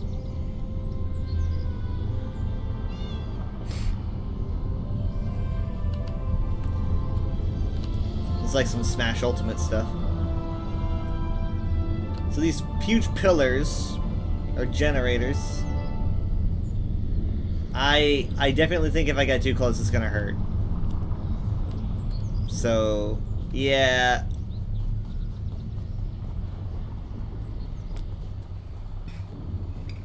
Here, I'll save you the trouble.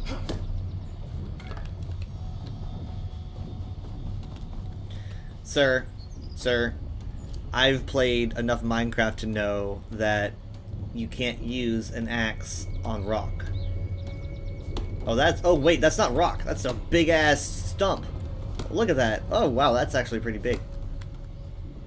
Never mind, you know what you're talking about.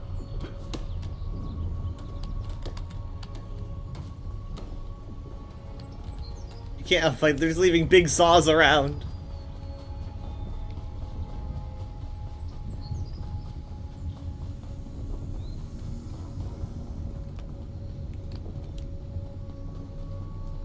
Yes, so barrier skip anyone? That's why I didn't think they were gonna release it as one big zone. I thought they were gonna be worried about barrier skips.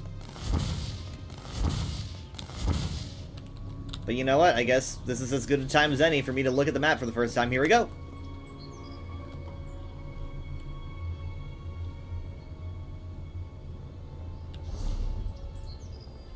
Oh, okay, so it's not. It does cut off. Okay. So it does cut off. So you can't do a barrier skip. Unless... Oh, wait, it doesn't cut off. it cuts off, like, for us now, but, like, it definitely looks like it will open up later. So it is still one big zone. It's just not showing us the geography of the other half. So it looks like, yeah, it looks like this is going to be one big zone when we're done here, which is very neat. I'm going to assume, at least, because the zone's called Solstice, right? It's not called Western Solstice, so yeah. Interesting. I'm gonna guess that's probably... No, actually, that's probably the Tideborn tribe. The Nords might be here. Yeah, that's Short Stand. Yep. Here's Yassian Cage. So this is the wall. So the wall basically hugs this entire, like, mountain range here.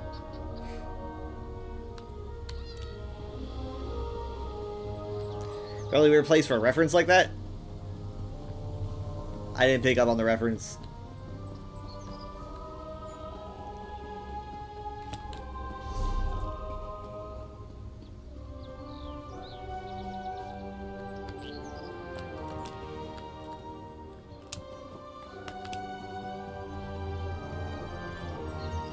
So everything is actually around, like, behind where I spawned, which surprises me.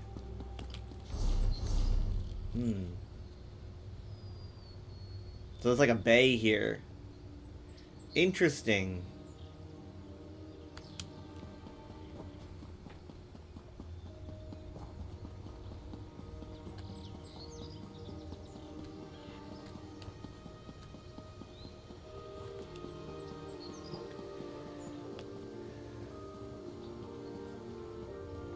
I might discover a delve or two. Actually, you know what? While we're doing that, let's see.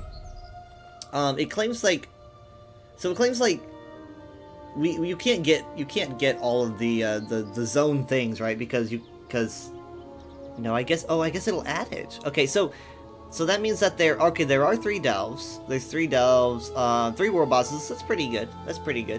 And 1 public dungeon. This is kind of what I expected, right? Because it's basically a chapter cut in half.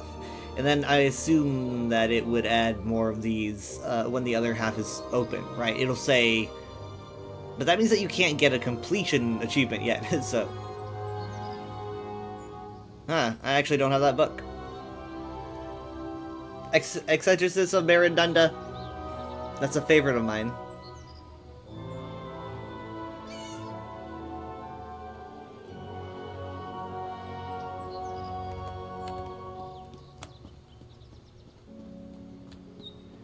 So I might discover a delve. Because, yeah, I'm going to try to make this last. It's a lot to take in. I mean, there's just so many questions, right? It's like, mainly my question is, what's the Argonian history here? Did they have their own... I'm assuming they had their own Duskfall. No one seems to be living here, right? They took part in the same event as everyone else. Oh!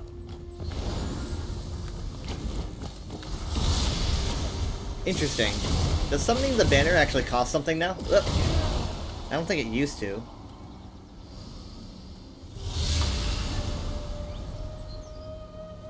Yeah, it does cost a little bit, which means that it does trigger my Oofsild. I'll need to keep that in mind. I don't remember if it used to do that. Alright, so we've got these cool golems. These are new. Never seen these anywhere else.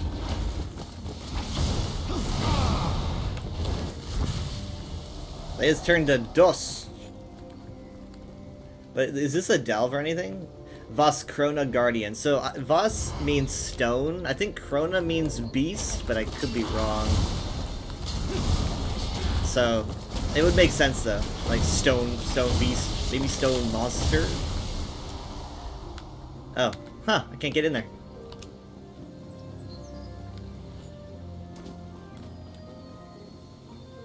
Yeah, you hear like the percussion. You got like some very dull marimbas.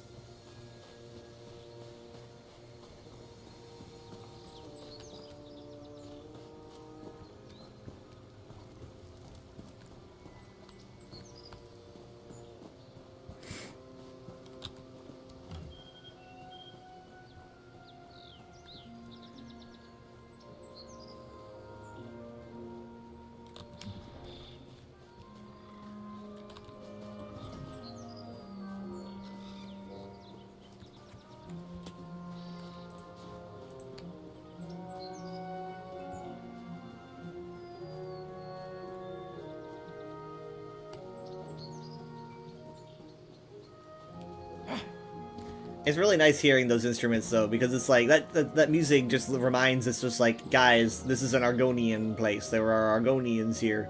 Argonian stuff is everywhere. And I like hearing the music. I mean, like, Blackwood didn't have that. Blackwood, I don't think, had any like it, because it kind of sounds like the Murkmire soundtrack a little bit. And I like that. It does that neat little you hear that Argonian undertone to it.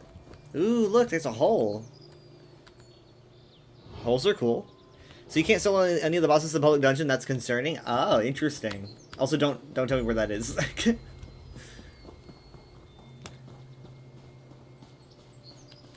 you think they nerf your build, or do you think they made them much more difficult, or something?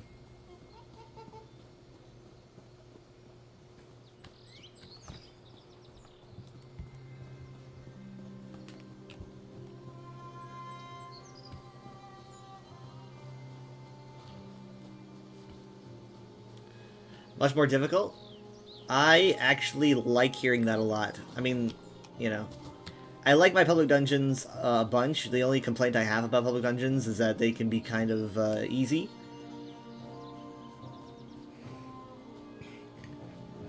And I like it when they make them more difficult.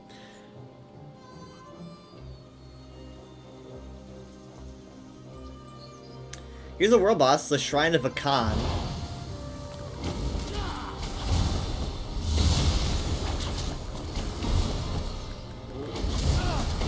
I don't know what Vakan is. I know that Vaka is sun. It's spelled the same, but with an N at the end.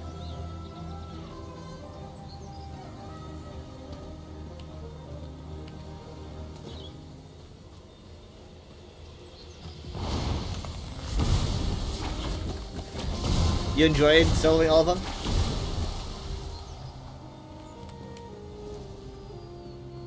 I probably won't be soloing them, because I'm probably going to be going in there with Mom and Dad, but... Well, that's very interesting. Are those, like, Vulcan stones?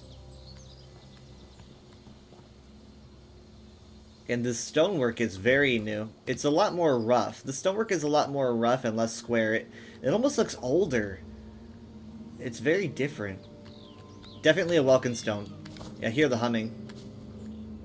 Interesting. I wonder what that's doing here.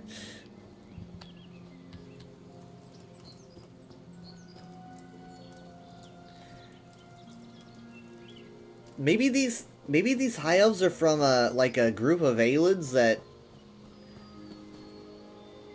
No, they're not. But they're Altmer. They're not Aylid. Maybe they're like from the earliest of the Barsabics or something. That might explain... No, they wouldn't be Barsabics, because of the Daedric worship. I don't know, the earliest of the Daedra worshippers. I like being around people. Sorry.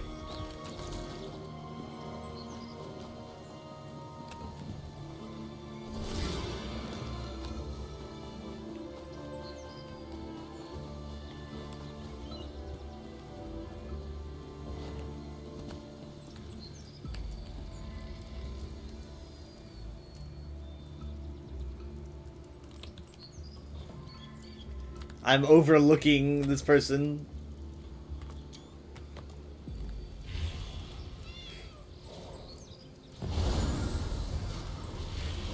Oh wow, that was quick. Jesus Christ, what's this guy using? What the heck? What was that sound? Was that this showing up? You also had a mood though, and someone was pulling mobs into you?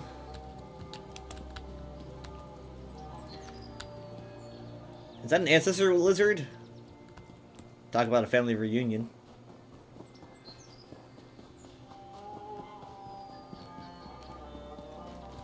It's very interesting. I mean, is that like a...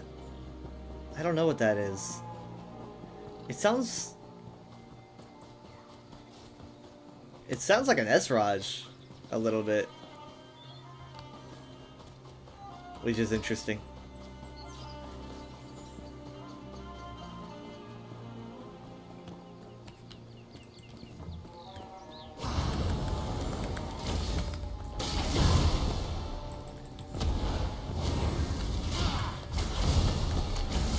Hello. Stone Hulk.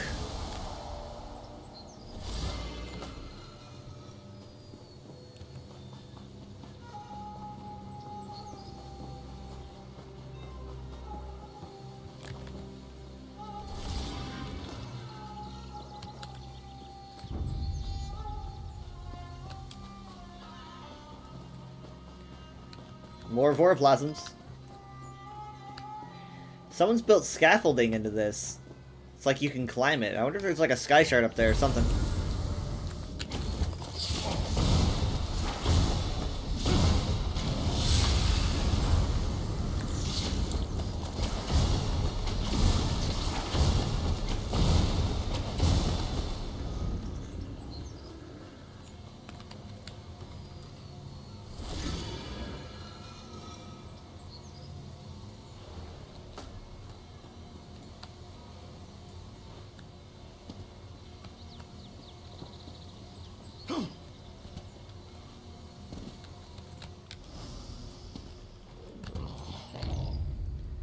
Huh. Definitely, definitely... Oh, hi. Not something I've seen before.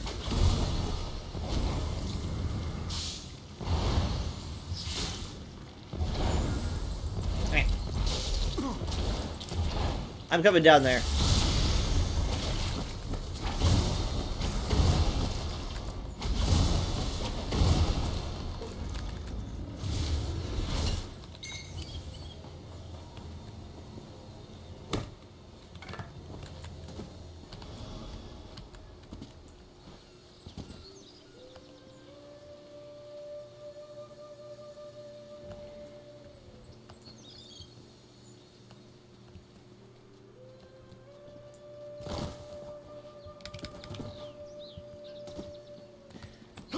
Yup. Huh.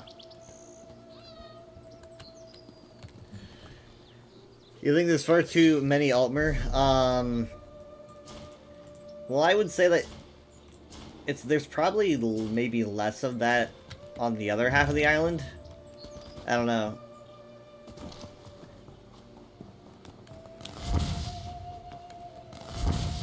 So they might want to kind of give the Altmer more this side and then the Argonians the other side, but I can't say.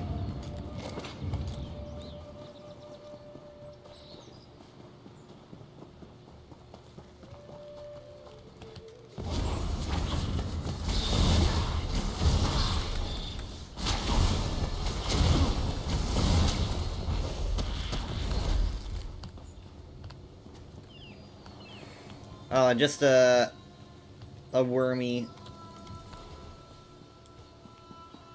giant shell.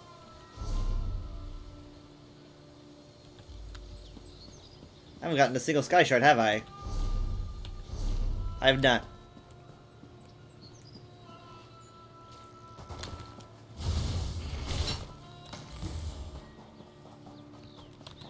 That is a huge shell.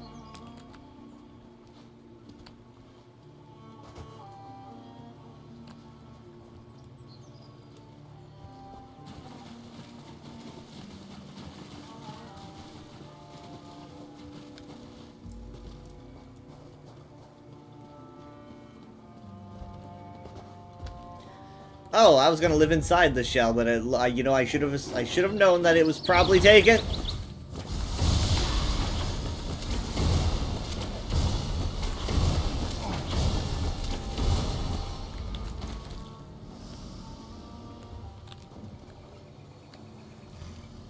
They've probably taken this stuff, stored it up.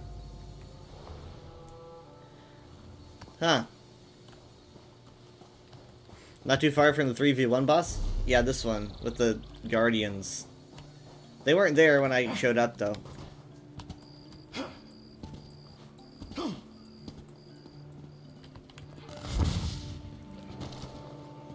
That's kind of good, because I kind of wanted to see the arena. I didn't want to fight them yet.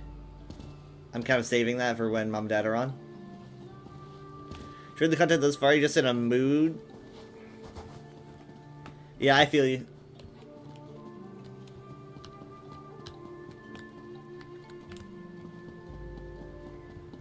Oh, hey, Carapace Cavern. So that's one of the delves. I'm not gonna go in yet, but I am going to discover it.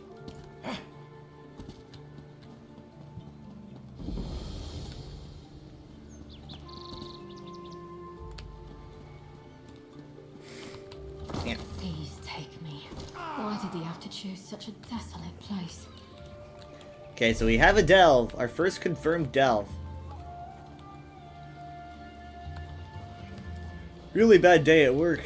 But you're not at work. You're free from work. Wait, I'm assuming.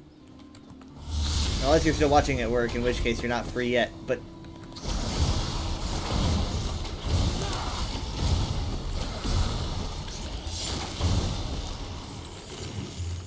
or if you work from home,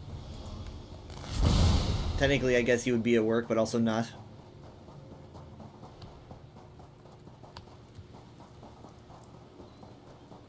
I want to do that 3v1 boss, but I'm probably going to wait. But I'd like to do the 3v1. I like 3v1 bosses.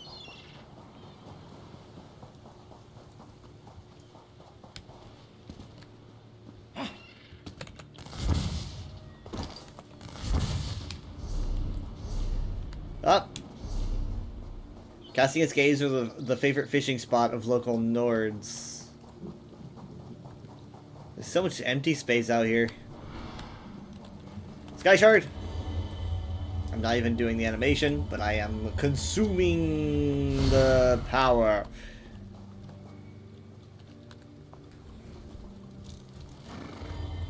Yeah, he's not doing the animation either. Something up? What's going on? Yeah, I know the fatigue. I know the fatigue.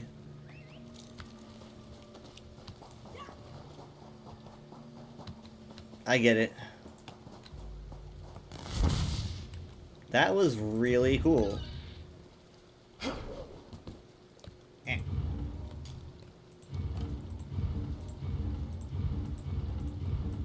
There we go.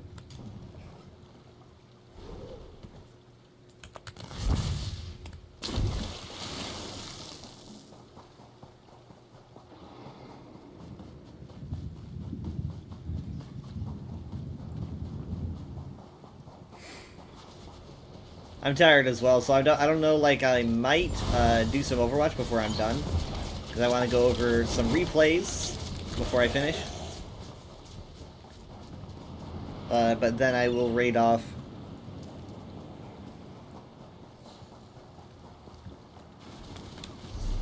I'm gonna assume that is probably that's the Tideborn village.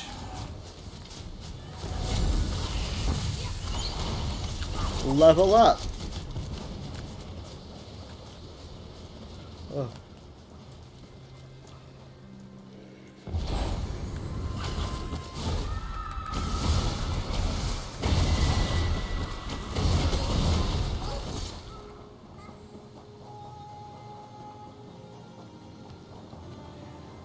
Oh wait, no, that's the carnival, isn't it?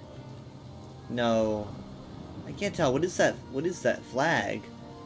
Oh wait, are those worm? Oh, those are worm cultists, aren't they?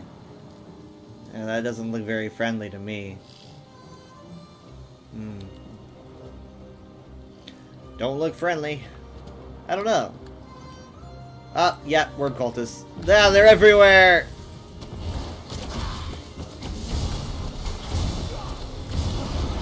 Thank you.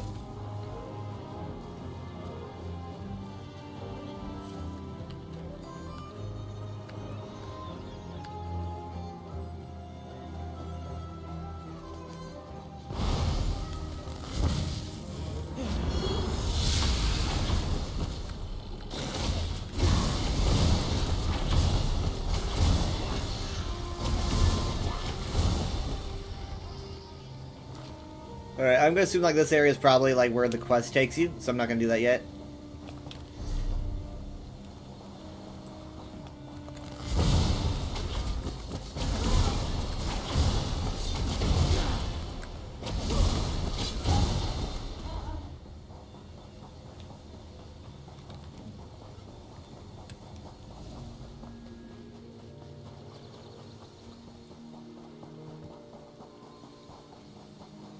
Those pengrits? Yep. Over there.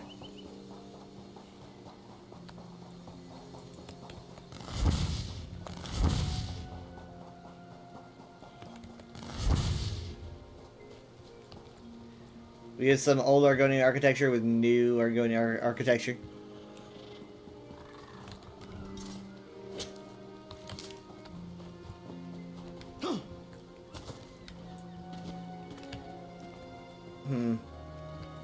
It almost looks like this fell around it.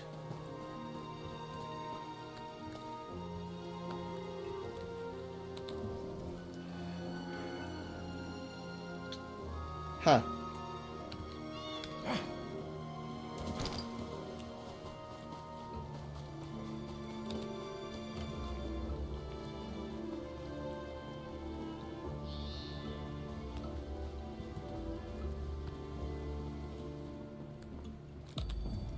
History of Clan Corlania Part 5! Yes! We got a bunch of history books. And there's at least 5 parts. I'm gonna have to grab it and then put it away because I don't want, like, to spoil anything. I saw the words First Era. Oh, look, the sky?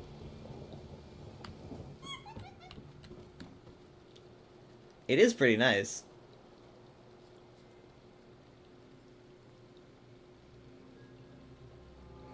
I like it.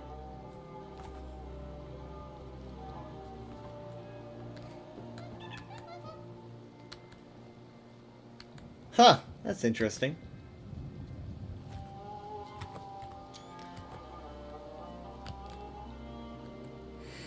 I want that on my fridge.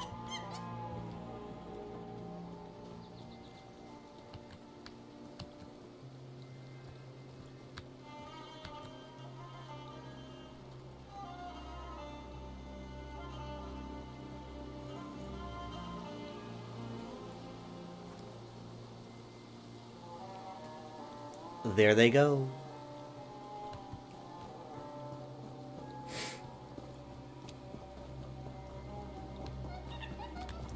Did you do this? Blue? I'd say it's... I mean, I do see a bit of blue. I'd say it's more of a washed out blue. It's gray, it's raining. Oh my god, look at that guy go. Ow, no, no, no. I don't want to hit the sloth. You're gonna make me hit the sloth. Alright, where'd he go? Where'd he go? Look at him. Oh god, it's horrifying. He's eating something and I can hear it.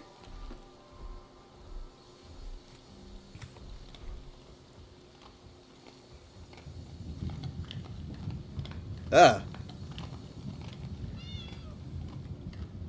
He's got something very crunchy. Mm.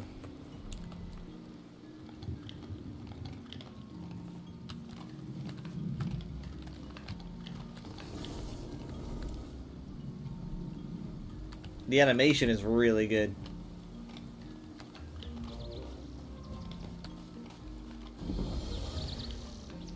Swenco's Cottage.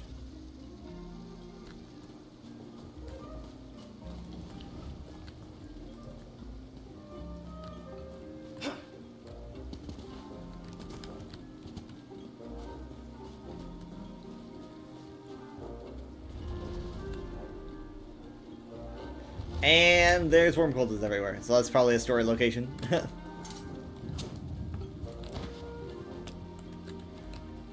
It's such a unique soundtrack. I haven't heard him do anything like this in a long time.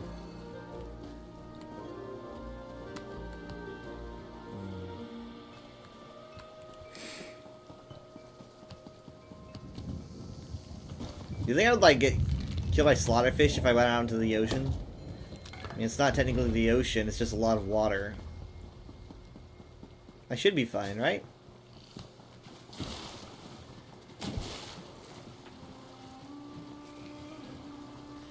That's not the city, though. I mean, that's the city there. Oh, wait, is that... That's... Oh, ruins of Tuneria.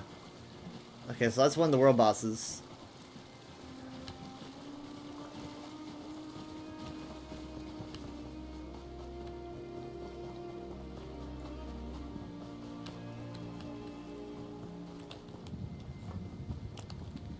Sloth.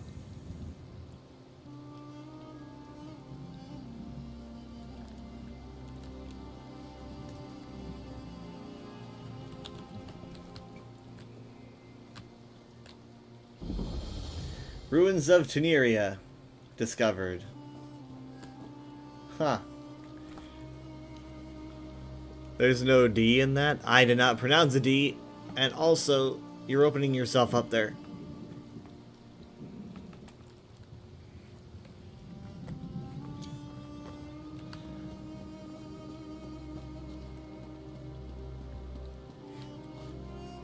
A lot of grave stakes. One here, one here, one here. A lot of grave stakes. Like, why? Why all the graves? Oh, that is so weird looking. What happened here? This used to be like a burial ground, I assume. Oh! Oh my god. Oh my god. Okay. We're gonna slowly sneak our way out. Gulm. Alright, alright. We're slowly has been redacted. We are going to quickly make our way out.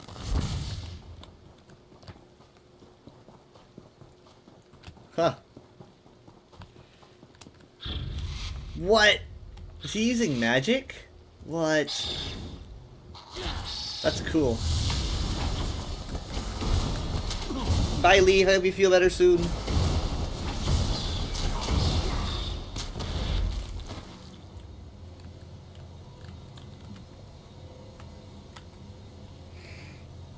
Hold on, I'm gonna wait for the effect to go away. Oh, it won't go away because I'm wearing the banner. Okay.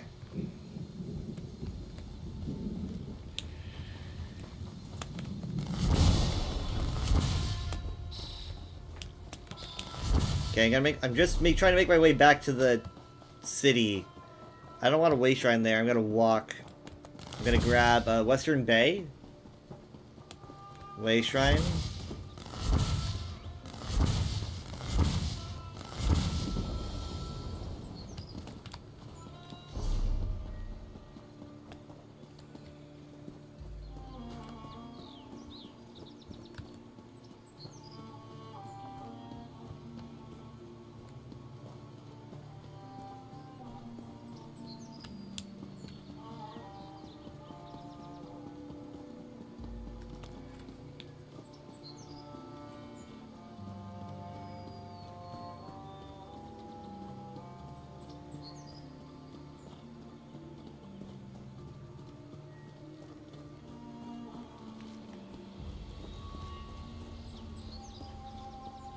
Yeah, I've got drops on. Have you guys been getting your drops?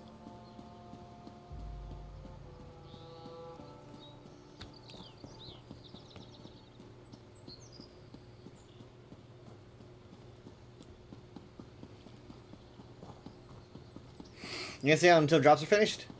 Yay! You got the first one? Oh, I don't really know how long I'm going to be on, but let me see. Like, do I? What am I at?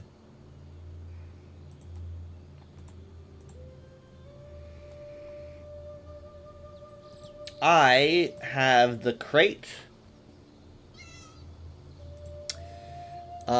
I could have swore I swear I got the Nibbity's pony pet back in 2021. I could be wrong, but I swear I got that. Let me check. Check to see if you guys have the pet, because I swear I got that back in 21.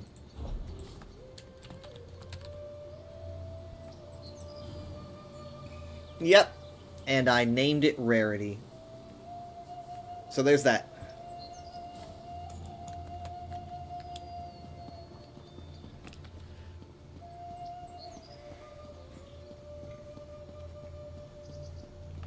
Yours are stockpiled.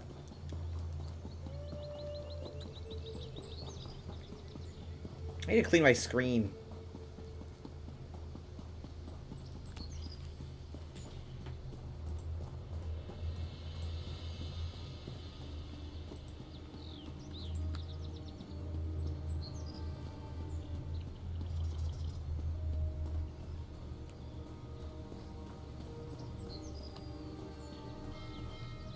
Alright, we made it back.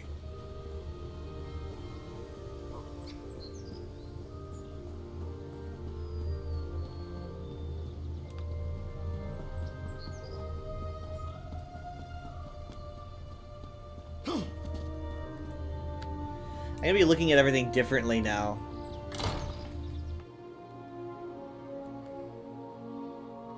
Is there an in-room here? There's gotta be an in-room, right? Is there no in-room? Like, that you can use?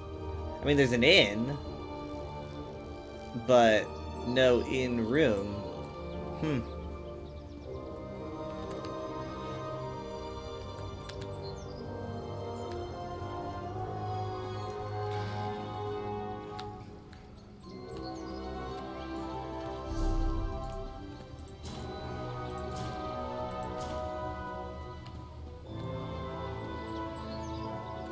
Okay, that explains the moon, the sun and the moon motif, right? You've got the sun and moon, and Azura is the between. I gotta find that series. There's 5 books in that series, but it would explain so much. I gotta find. I'm sure there's some in bookshelves. Obviously, I'm not gonna do that right now, but as time goes on.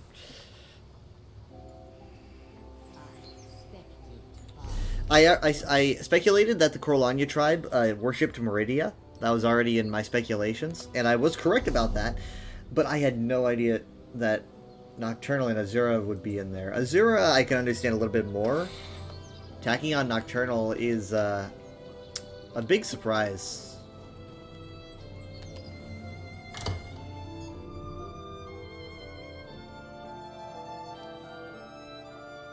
Okay, I'm gonna need someone to repair my gear.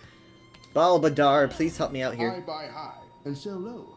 How do I manage to stay in business? Volume! No, really. Check out my wares.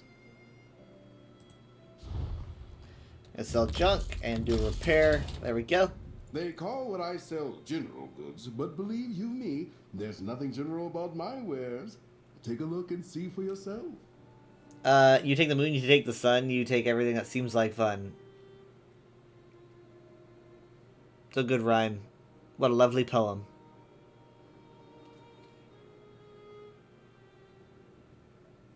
Oh no, you need the Shelltide green dye. It's a dark green. Well, you'll get it eventually, I'm sure. Where did you get it?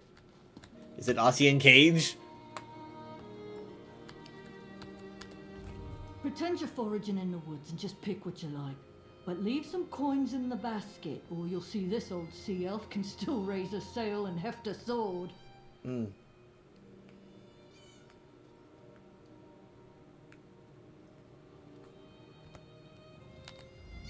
Don't look so surprised. A lot of sea elves live and work on Solstice. I'm not surprised. And you won't find better fruits and vegetables in all of Sunport. Guaranteed. It is but a poem. It is not a poem, it's life. I'm gonna assume that's what you were saying. It's the Hero Western Solstice achievement. Okay, I mean that's easier. But like I'm not even gonna be doing again main quest stuff until the weekend rolls by. I'm gonna be a little bit behind. That's just what happens every year, you know? For me.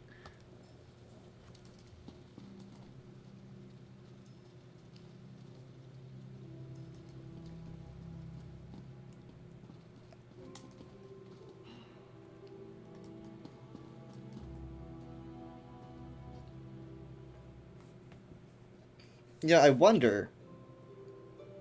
I mean, I assume they have shrines here. Their shrines are probably just the usual. I just wonder what their worship is like.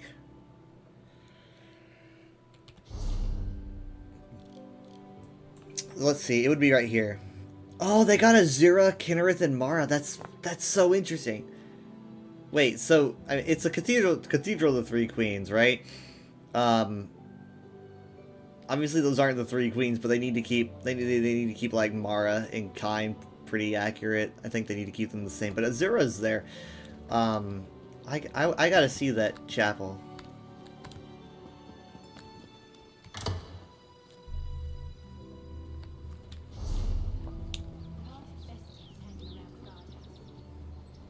It's probably not much, but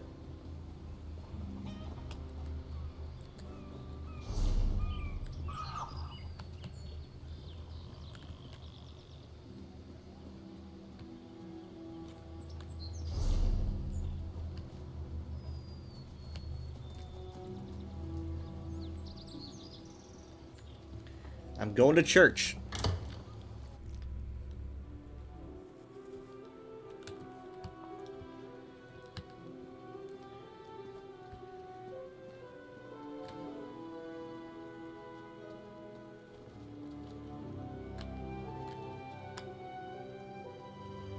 Okay, that's Azura's symbol right there in the middle. So that's... Is this gonna be the shrine? I gotta talk to someone about this. My family has long served the Cathedral of the Three Queens. It is an honorable, if sometimes thankless, praxis. Most only attend services on holidays or when they require divine intervention. And the newcomers?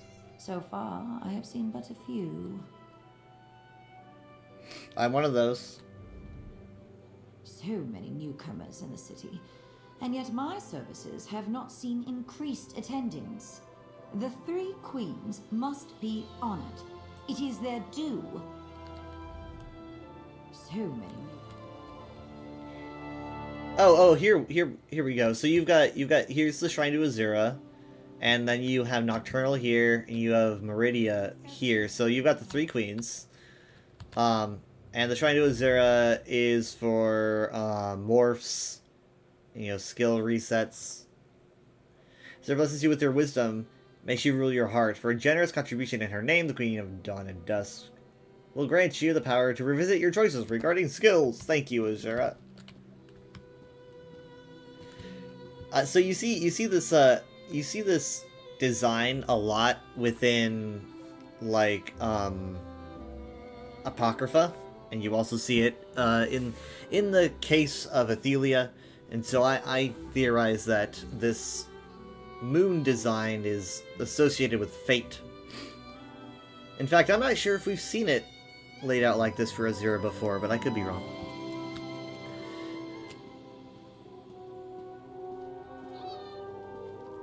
So they have the imperialized divines here. They've got Xanathar, they've got Arkay. Got Akatosh is here. They have Stendarr, Mara, Kynareth.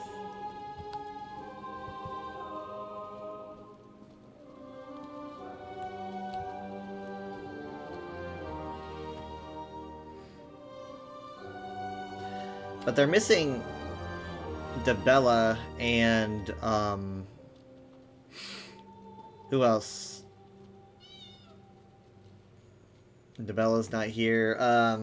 Xanathar. Oh, no, they're up here. That's why. Okay, yeah. Dibella's up here. And Zenny's up here.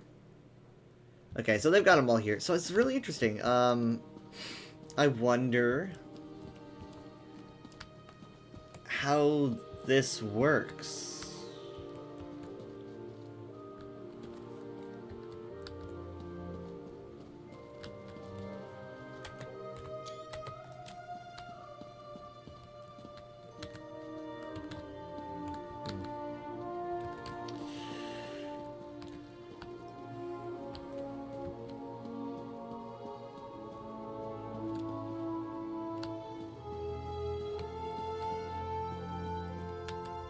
I come here most days. It's very close to you, Hoagric. My prayers in. I make sure to say a prayer at each shrine and altar. That way, one of the gods is sure to answer. Ah, he's optimizing the process. I had a very important note, but I dropped it around here somewhere. If you'll excuse me, I need to keep looking.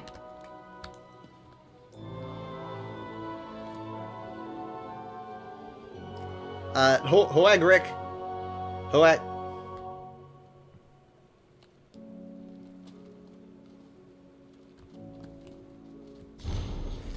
Things to do today. Go to the cathedral, pray at each shrine, meet Pishanti and Hilith at the Sleepy Sloth, hit port produce for groceries, return to the cathedral, pray again at each shrine, go check out Sanguine's Fair. Well, I mean, it's right here, man. Oh wait, hold on, here's another thing. A grand time awaits! Our good Lady of Riot cordially invites you to find everlasting fun at her new and improved Everlasting Fair. A place where wonders never cease and revels never end, where up is down and wrong is right. Leave your old self behind and step into the magic of the fair. Once you enter, you'll be amazed and delighted at the myriad games and diverting distractions that abound. Thrilling attractions will leave you buzzing, and decadent delicacies will only feed your appetite. There's no better place to indulge, after all, than with the Lady of Riot. That's the true power of our revels, a party that never ends. No wish is too secret, no desire too unseemly to be made real at our good lady's behest. Tell her your innermost dreams, and you'll see them come true. Then you'll truly be part of her fair forever. And that's only the beginning. Admission is free. What could go wrong? Hey, Hoagrick, was it? I think, it's probably for the best that you lost that note.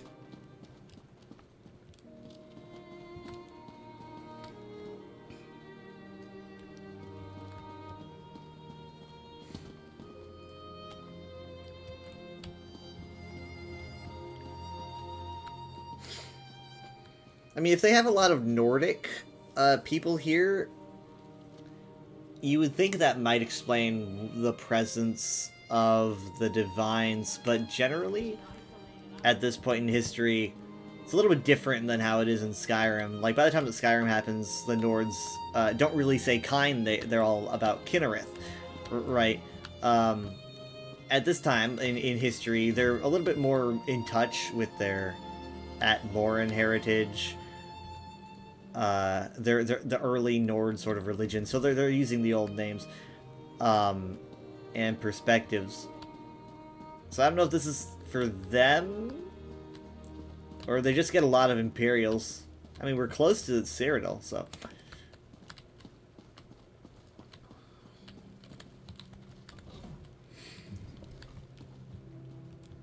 I mean, a lot of the Divines was made for the Nords anyway. Junal was added for the Nords. I think Dibella was probably added from Nordic pantheons. I can't really find anywhere else where she would have originated.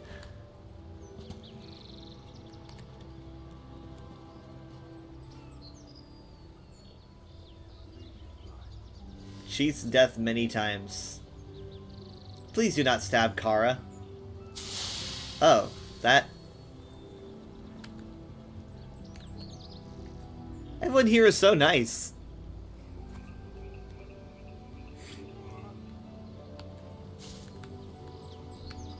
To go around, I mean, to peddle an NPC. So many overburdened customers. Do any of them really need all the junk they carry? Oh, not you, friend. I'm sure you only lug around the bare essentials. But if you need a bigger pack, I'm here to serve. Your pack looks full to bursting. I can fix that if you like, for the right price.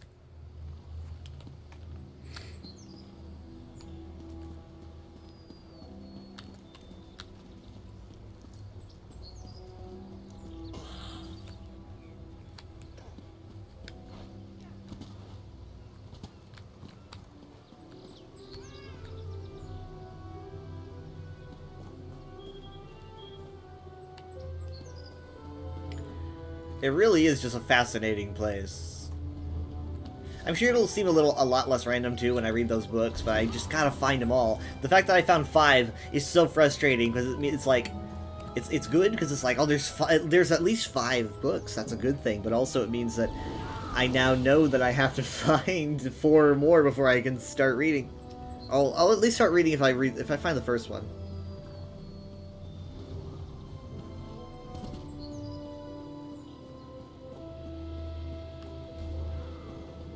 Oh, excuse me, sorry.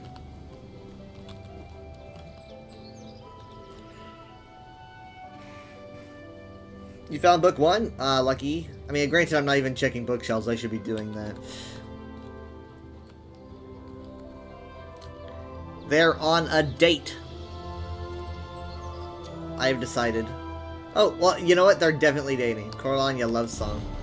A traditional High Elf love song attributed to the High Elves of Clan Coralania that dates to their time on Solstice after the establishment of the faith of the Three Queens.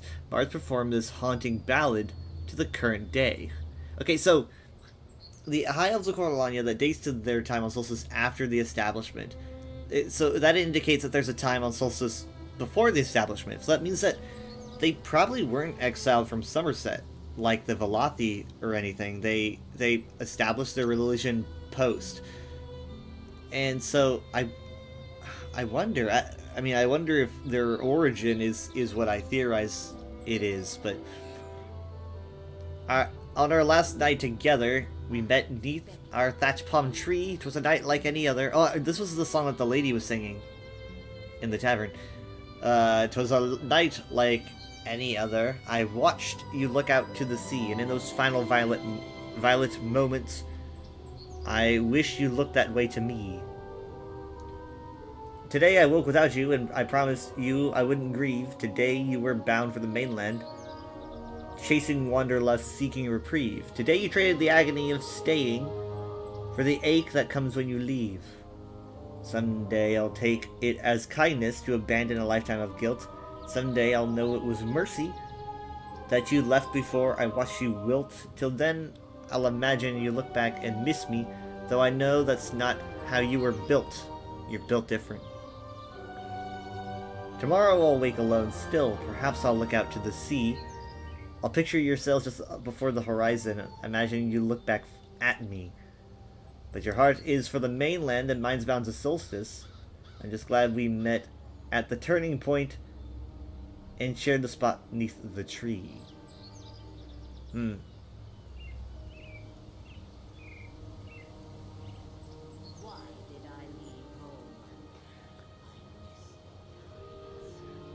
I wonder if they regretted going to the mainland. They're just like, you know what? I shouldn't have left.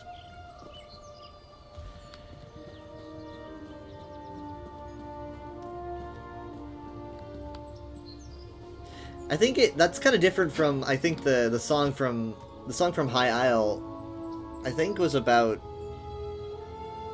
kind of about that, but I think it had a happy ending. I could be wrong. Oh.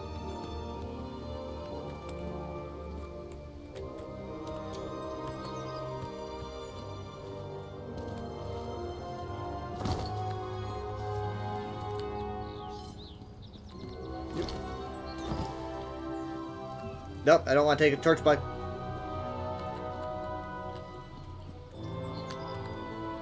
I don't know the tribe in the Grey Mire, but I know your deeds there. May the Hist remember you always, friend. Like he's like, I know about the Grey Mire. I'm stranded on an island. No connection to the outside world. I know about the Grey Mire. I know what you did there. Is he playing like a memory game? Go ahead. I'll try to remember.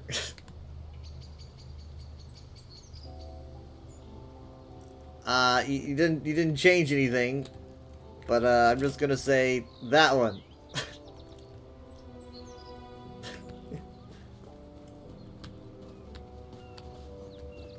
I mean, if that was an actual like mini game that you could play.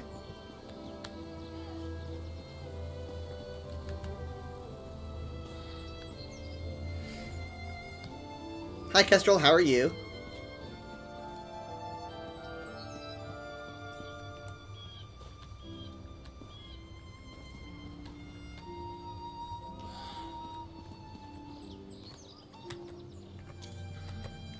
I'm doing well, just checking out the new content.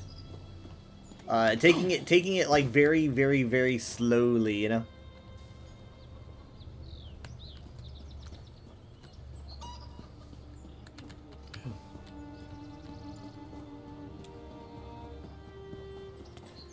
Oh, you can talk to Golb. The Coralanians think they have everything under control. They're wrong. The merchants undermine each other, the newcomers bicker like jilted lovers, and then there's commoners like me. If the Regent's not careful, she'll have a revolt on her hands. Does she have a name? Does she have a name? My god. You liking the current quests that you're doing? No spoilers? It's good to know that we've got quality quests.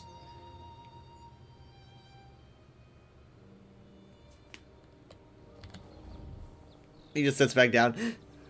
Guilds show up from the continent, the Regent gives them their own buildings.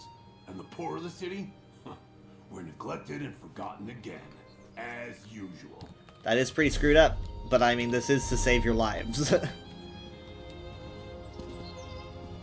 Maybe you can get them when we're done here. Ooh, someone's painting. Ooh. Look at that. It's kind of hard to... It's kind of gleaming in the sunlight. It's kind of hard to see it all. Magnus, can you tone it down?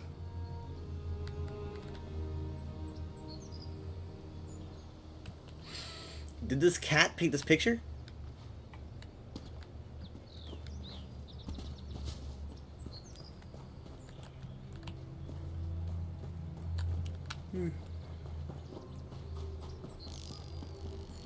I'm getting kind of like Doomcrag vibes, right? I'm getting Doomcrag vibes in Shornhelm whenever I see the rising wall behind Sunport.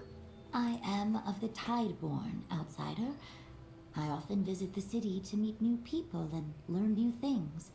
And with all the visitors from the mainland, the bounty of knowledge is plentiful right now.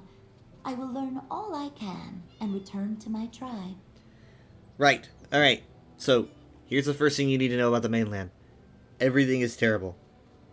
I'm talking about Daedric Invasion, Daedric Invasion 2, Daedric Invasion 3, vampires, dragons.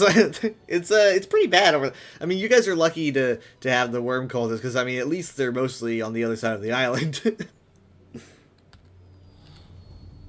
The tide constantly rises and falls, never the same from moment to moment. That is why I have no fear of the newcomers.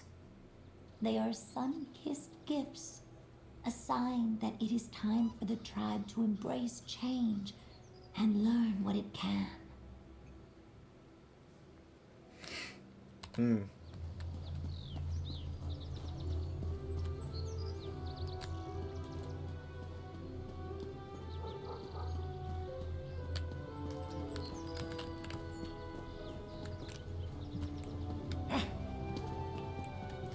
I gotta get used to the new colors on the UI and stuff. I didn't hear anything about it from Mom and Dad. They didn't mention it.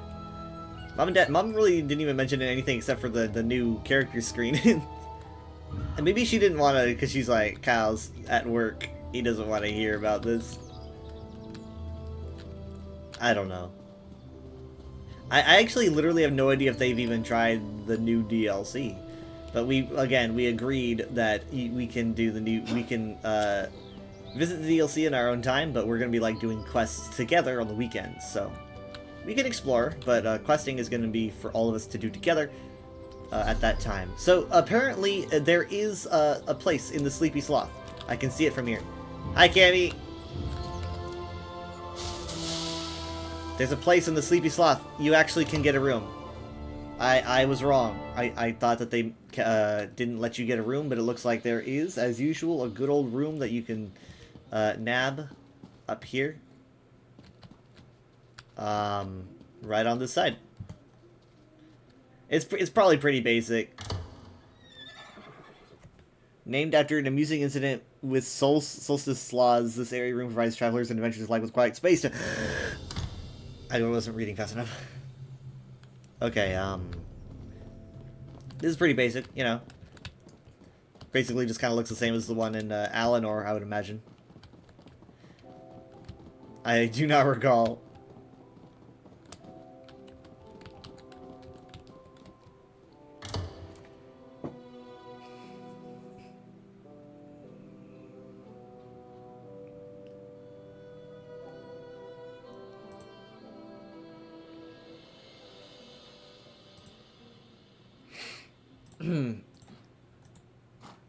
So yeah, how do you guys doing on your drops? By the way, I know I could be reading these for extra lore and stuff, but I know that, like, once I do that, I'm gonna get so lost in reading that I'm gonna run out of time. It's getting late. I want to cover some Overwatch replays, because I promised I would.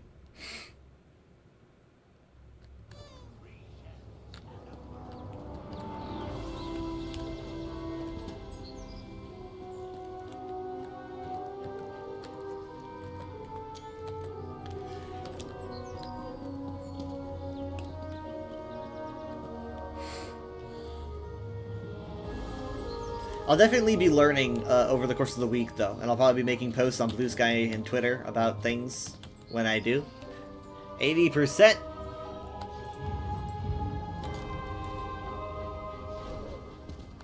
Alright.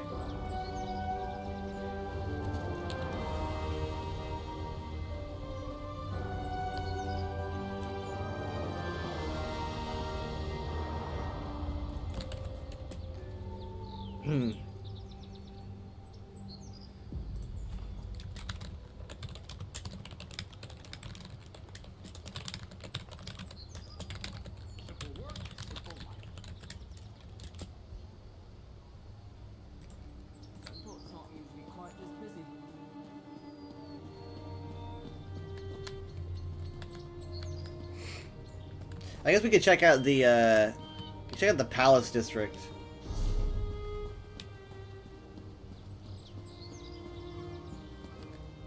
The only reason Clan Idahara doesn't run the city is because they do not wish to. This one understands. It is hard enough to remember where one left their rings, let alone keep track of a whole city. It is better this way. Clan Idahara. Clan Idahara is the finest trading house in Sunport. As a distant cousin, this one knows. But it has been a while since the last clan reunion. Khajiit family and reunion. This one is rarely invited anyway. Wow. Wow.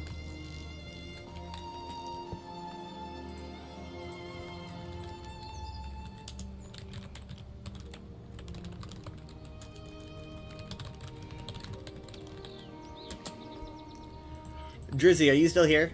The Sturk Fellowship is here to help, but most of the city treats us like invaders. How would you react if an army suddenly appeared in your city? If they were there to help us against the Worm Cult, I'd welcome them with open arms. Okay, well, we'll take a look at this one. The Cursed Island, a transcript of a story told by a pirate captain in a dockside tavern, as recorded by the chronicler Desiree Serene and carried by a soldier of the Sturk Fellowship. This is like brand new. Now, before you go and think to yourself, why should I sit down and listen to a bloody gold-thieving pirate? Hear me out. Oh, you're probably right. Why should the likes of you listen to a man of the sea? I've probably made off with a gold necklace that belongs to your grandmother. Bless her soul with pearls if she's passed on. But you need to make that decision for yourself, especially if you plan on sailing into the southeastern Abetian Sea. While I speak with a sailor's mouth, I need to tell you what happened to my crew on that damn cursed island that took them. And I won't let it take any more, pirate or not. We were making a quick getaway after pillaging a merchant vessel out of Senchal, heading southeast away from the shore. 'Twas all going swimmingly until a fog rolled in and a rough sea swept us off course. Only choice we had was to keep sailing until we found a way out of the damn fog, and that's when we spotted the Cursed Island. Solstice. And then the storm began. Now, we heard stories of an island that folks went out their way to avoid, a place full of cursed temples, strange structures, and Daedric edifices, surrounded by rough and stormy seas. Nothing that worried me and my crew overly much. Rumors and gossip twist and grow with every ear they enter. Nearly half of the stories about my own crew, the sea serpents, are mostly just fantasy. Anybody who had something to say about Solstice had never really sailed there, and most of them didn't even know the island's name. It was usually just that cursed island to the south and east. And after nabbing our prize, who's to say we couldn't handle one night on a beach while we waited out the storm. Of course, the entire crew wanted to sleep outside after being out at sea for so long, but I wasn't willing to leave our plunder unguarded.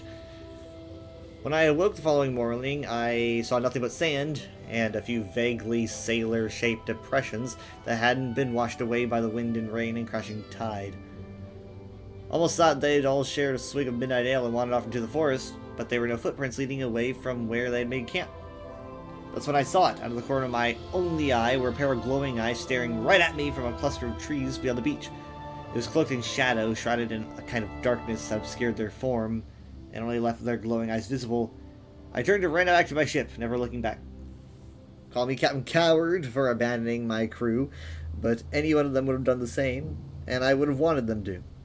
No sense in all of us dying on that cursed island, dying or worse. Solstice isn't cursed with Daedric temples or monsters that'll roast you in a spit. No, there's something even worse on the damn island. Heed me and listen well. Visit Solstice at your own peril, and may Kine have mercy on your soul. I don't know, I'm having a nice time. Captain Coward.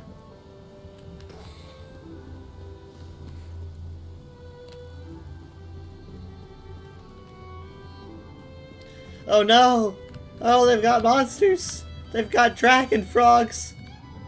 It's horrifying! Oh my god! So scary.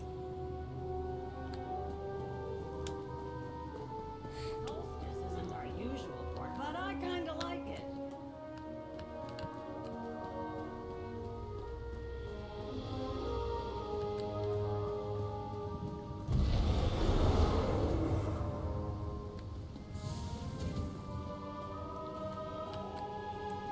Argonians of Western Solstice.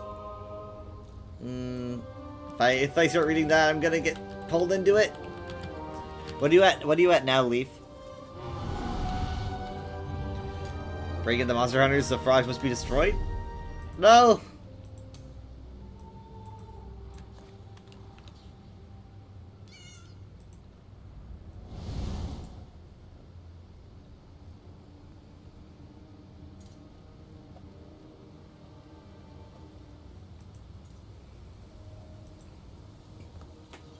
I'd be here way longer if I had the time, you know?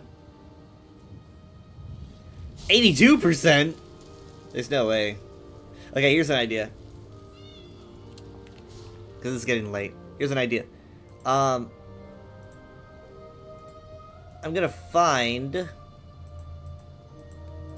a streamer to send you guys to, but I'm not gonna raid because I still have a bit of stream to do. So I'm going to mention someone, and you can. I think you can maybe just click on their name, right? I think so. I'm gonna do a shout out to someone who's streaming right now, and then you can click on the name.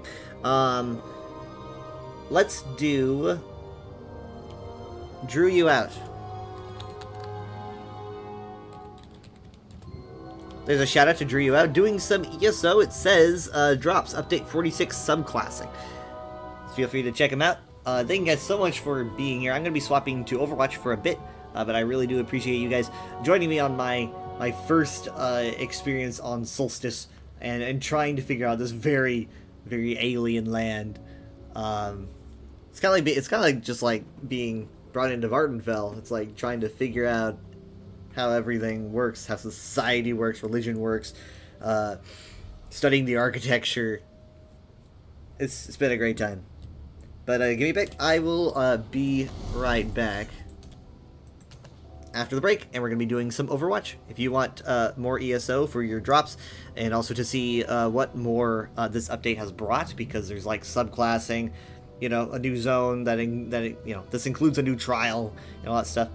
Feel free to check him out. He's currently live. I will be right back.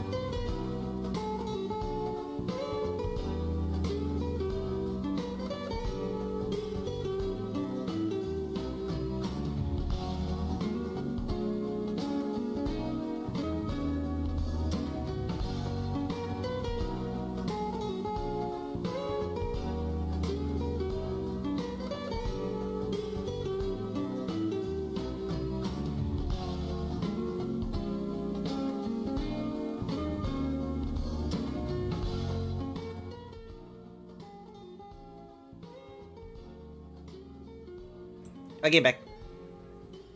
I think you guys know how happy I am about the ESO stuff, because like from my perspective, like there were things to hint that we weren't going to be getting like, you know, big content as usual this year.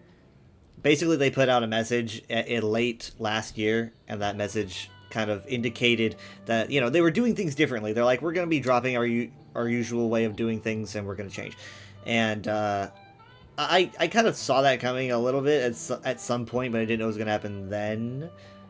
And they said they were going to focus a little bit more on refining the game, and it sounded like they were going to be focusing a lot less on zone-related content. So I just kind of assumed that they were going to be taking a year refining the game and not adding anything new. And as a lore nerd, I'm not interested in fixing bugs, you know. I'm just kind of like, that sounds lame. And then around like March, probably, they started to, there were some hints being dropped, right? I mean, we started getting these crown crates with new Argonian related items that were obviously like made for something. And then we got the anniversary cake, and the anniversary cake had an Argonian theme, and you know, all that stuff was happening. and I was like, oh, we're getting something. I couldn't wait to see what it was. And we only had to wait like we only had to wait a month and a half, as opposed to the usual when we wait from late January and we have to have nothing to look at but promo images. All right, so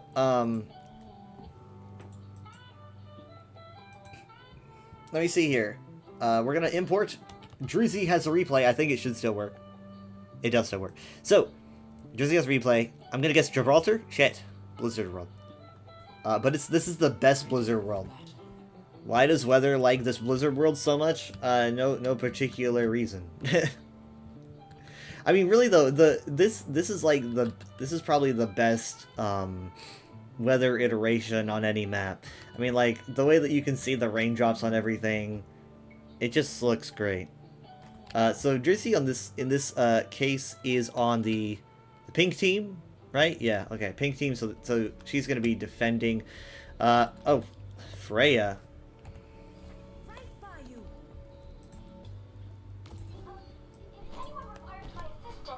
For those that don't know, I'm a very Elder Scrolls focused, and also I play a lot of Overwatch. I've been playing Overwatch since before I played ESO.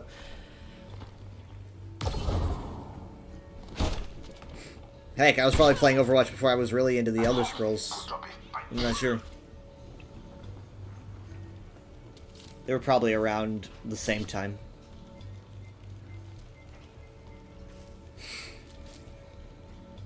Alright, she's focusing. They're really not pushing. Well, oh wait, hold on. It hasn't opened up yet. I thought it pushed it. I'm like, they're not doing shit. Okay, so she's gonna have to deal with like a Doomfist diving her all the time.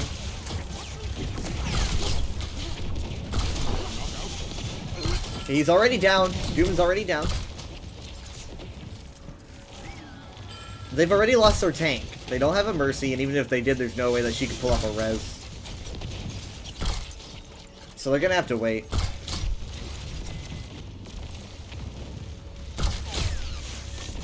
I mean, they're consistently poking so that they can maintain ult charge. You know, they want to get more ult charge, but they just can't make an actual official push because they're just waiting for their tank. So Doom is already in. Doom's back in. He's halfway on health. His team is not moving with him. They're just being pinned down by Freya. He is already down again. Doom is down. Oh wait, they do have a Mercy. I didn't even notice. But yeah, Doom's down and that Mercy can't get a res because she can't get anywhere near. Basically, they're trying to go through a choke with a tank that moves a little bit fast for them. Really? Oh, great bullet shot. Nice stick.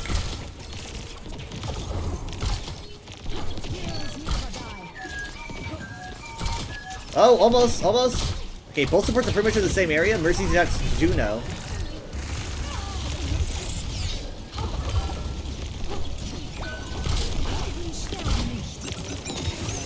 Okay, we got ult out for Bastion. Okay, Bastion took out Bastion. Doom isn't able to do enough damage to really affect Bastion because he's kind of being pocketed by the Mercy, but the Mercy has moved on, leaving him alone, and he's down. I'm wondering if she's regretting that and looking for an opening for a res. She gets that opening, and she does pull off the res from around the corner. Okay, we got Meteor Strike in from the pink team. They have swapped on the red team to Junker Queen. Now, this is at least a much slower tank that I think the team can keep up with. I don't know why she's just standing there, but...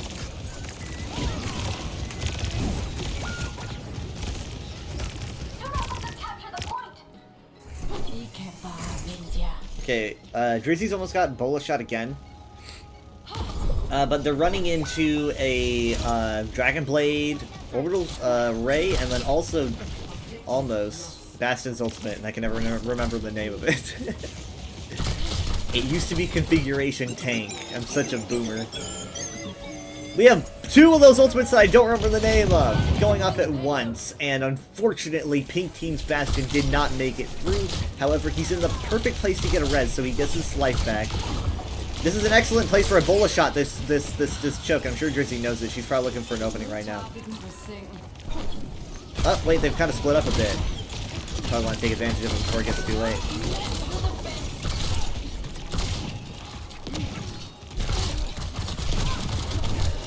She's holding on to it.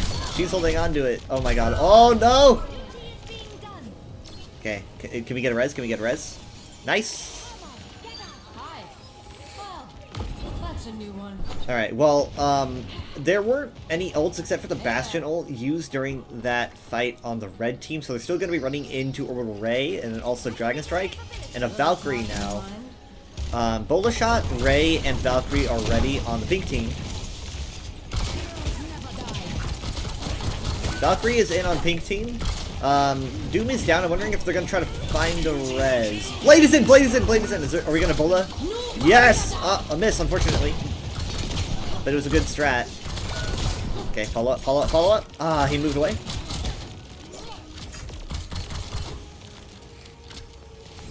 Hello there.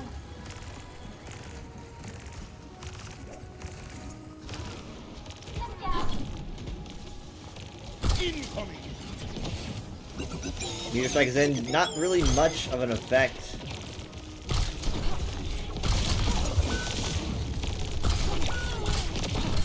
Juno just barely avoided that shot. Okay, Orbital Ray is in. That means that that's going to be a damage boost and some healing. That's rough. Look at them all moving as one here. Pink team just swapped to Moira, and they also have Orbital Ray ready to contest. We're going to see if they make it. We're going to see if they touch. It looks like they're trying to with Doom, but are we going to commit Ray? Are we going to commit Ray? No. They're not. That's 2 down and a cap, so that's unfortunate.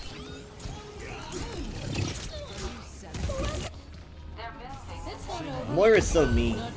We're looking at a 4.5 minute attempted defense here on the very last point. They're gonna have Valkyrie, they're gonna have Bastion's ult, they're gonna have Rampage. Bola shot on the pink team, that's just about it. They're not even halfway to Coalescence on the Moira side, that's because she did just swap. Is she gonna try to Bola shot right through the thread the needle right here? They almost lost Juno to that.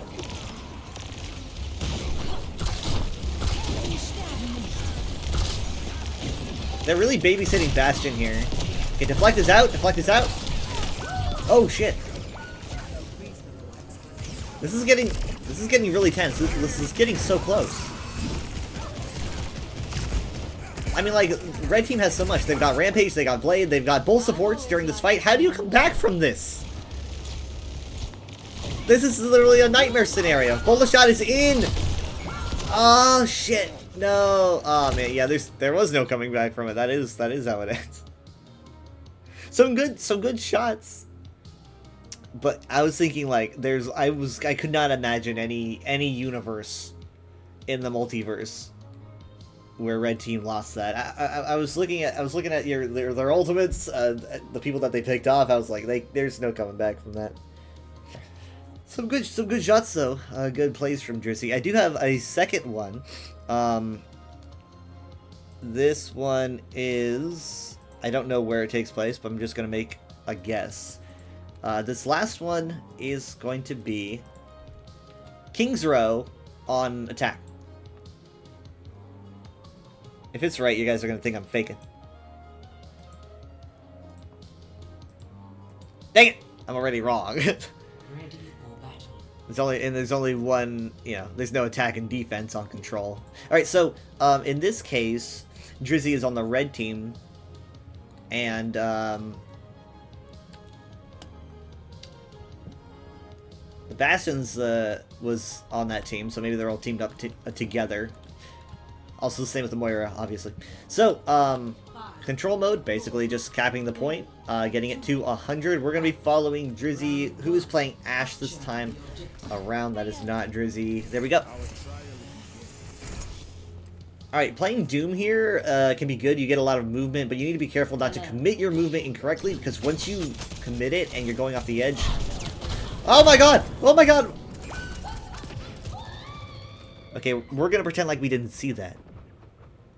We're gonna pretend like that was not part of the game. Let's get back in the city. Alright, it's fine, it's fine. They're about to lose their Doom. They're about to lose their Kiriko as well. It's looking... Oh, Kiriko's down! Kiriko's down! Wait a minute. God damn it. I'm looking at the wrong team. I'm looking at the wrong team! I'm supposed to be going against the pink team. It's different now. We hate the pink team. Alright. So, we don't like the pink team. Pink is bad! Oh, what a shot! That was like a shot mixed with Moira's primary fire.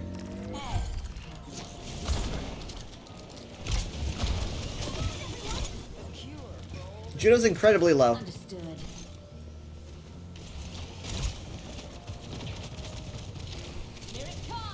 Dynamite volley? Dynamite volley? Oh shit, what a shot from the Freya. Dynamite is actually good. Dynamite's good. Gets I think quite a few of them. They don't have a Kiriko, so they could not cleanse that. Their Baps is Baps low, Baps low, Baps low. Oh shit.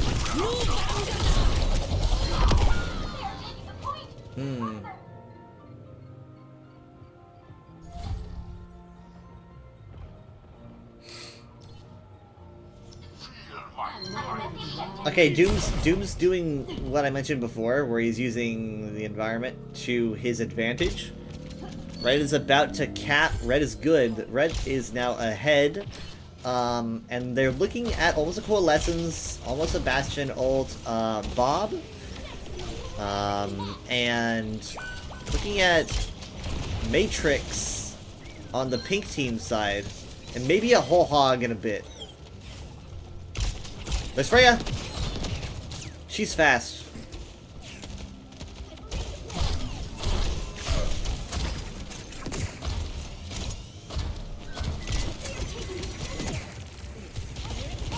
Oh, what a dynamite shot!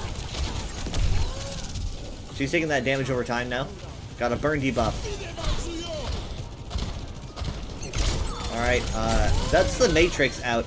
Bob now has a clear view of the Matrix, which is a really good idea. People are going to want to try to take advantage of that box, but now they can't because Bob has a complete, clear LOS. The Coalescence is trying to make up for that, but I don't think it's enough. It's not enough. They've lost their Moira, they lost their Sojourn. They've only got one support on the field now, though, for Red Team.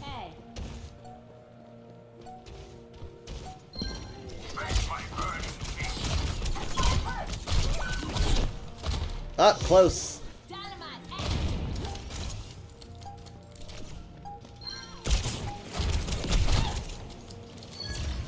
Oh, wait, they didn't touch. Red gets a cap. Red gets a cap. Alright, so that is, one of two. 0 to 1.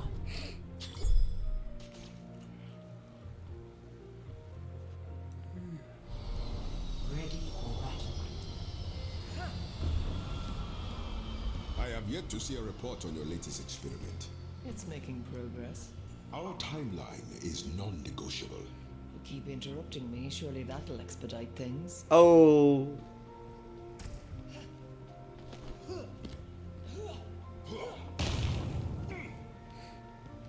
Five, 4, 3, 2, 1. Round 2. Capture the objective.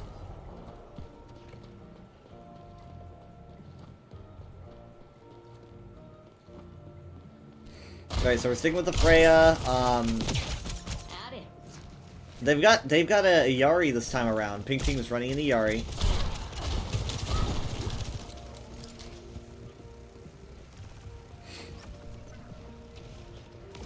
Drizzy really wants to stay hidden here, but she's hoping that they forget about her, I think. Okay, she's got a clear opening now, but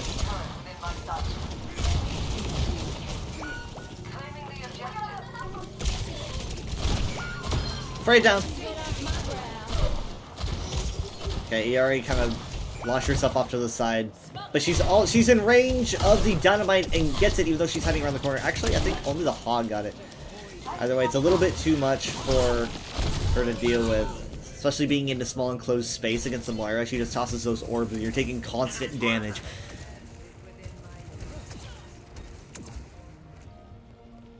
Now to show them that I'm in business.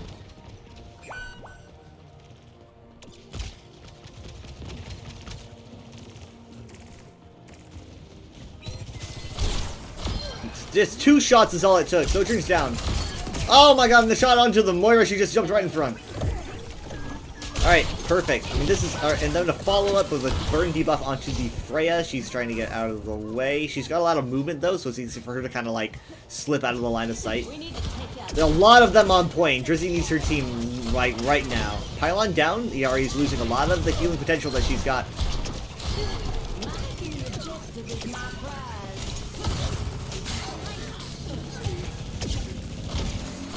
Okay, this is gonna be the first red team cap on the stage. Oh, that's a rip. She still manages to get the pylon with the dynamite, I believe. Yeah. Okay.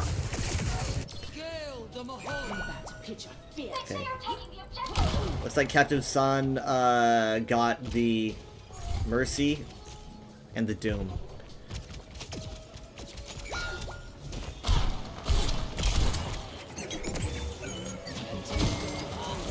You're gonna want your coach shotgun for.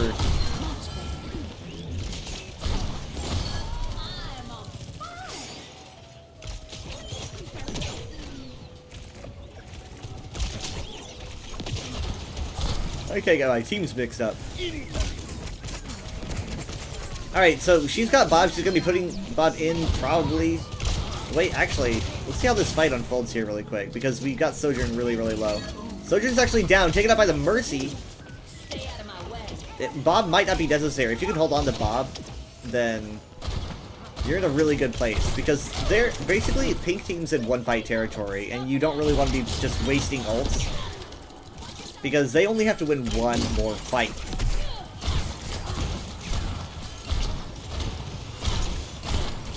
A lot of firepower coming out here.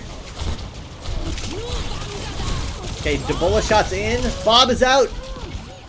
I think Bob hit someone and then stopped. I don't know why he stopped. I'm not sure who he hit. He hit something. Because usually he just keeps running. Alright, well, I mean, red team is still holding on here. Pink now has Captive Sun, so that can be cast. There it is, Captive Sun is in, but Yari's so low! Yari's low, we know Yari is down. She wasn't able to follow up to it, but she did end up hitting several different numbers. And it's kind of a meltdown here.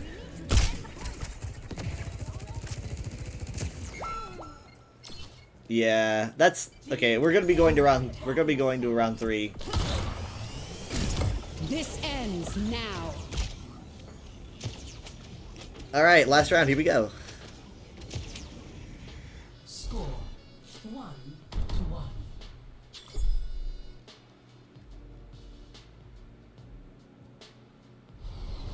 Ready for battle. Saddle up. We got work. This is where the tensions are really high, you know?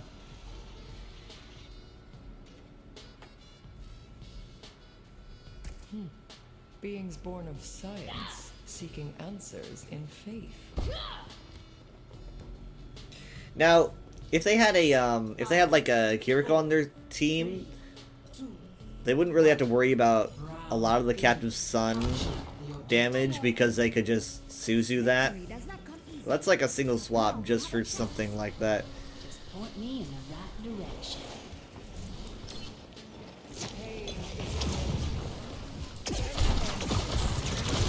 They already got a pylon on the roof, and unfortunately... Oh wait, Revive is in and good. Hook is also good. Got the Doomfist. Doomfist is low. Unfortunately, so is Bastion. Yari is down. This is support for the pink team. Are we gonna get Dynamite? Nice! Freya down. Moira takes notice. She's like, I saw Freya die. Alright, this is where you gotta stay controlled, because it's really easy to kind of get wrapped up in things when you're fighting a Moira, because you're like, she just has to look at you. Dynamite is good, gets at least the hog.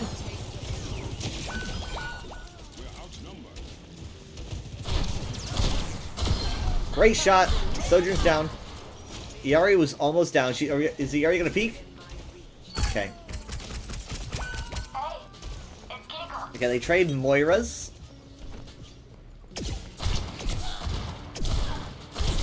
Iari's just getting damage for Captive Sun. She's keeping herself alive using a pylon that's off to the right, but it's also behind a wall, so it can't really be damaged. It could be damaged by some dynamite, but unfortunately they just lost their Doom. This is looking pretty bad.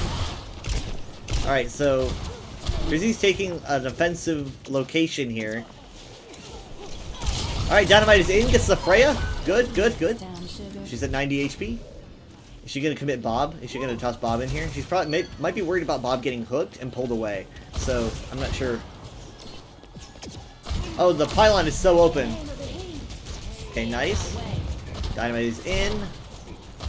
I think she might want to lower health before she sends out Bob. Coalescence is in. Shit, nice hook. Okay, red team Coalescence is in. No, she needs it bad.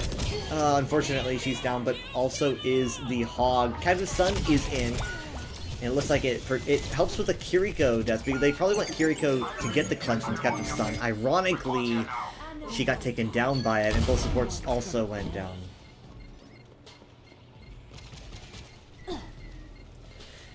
Now, Bob can be used as someone to stay on point.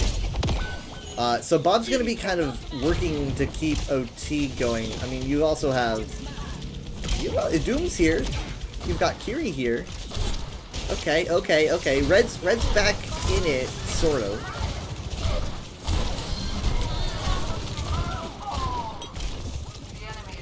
Pylon is in. Oh! Solid, solid. Okay, Pylon's down.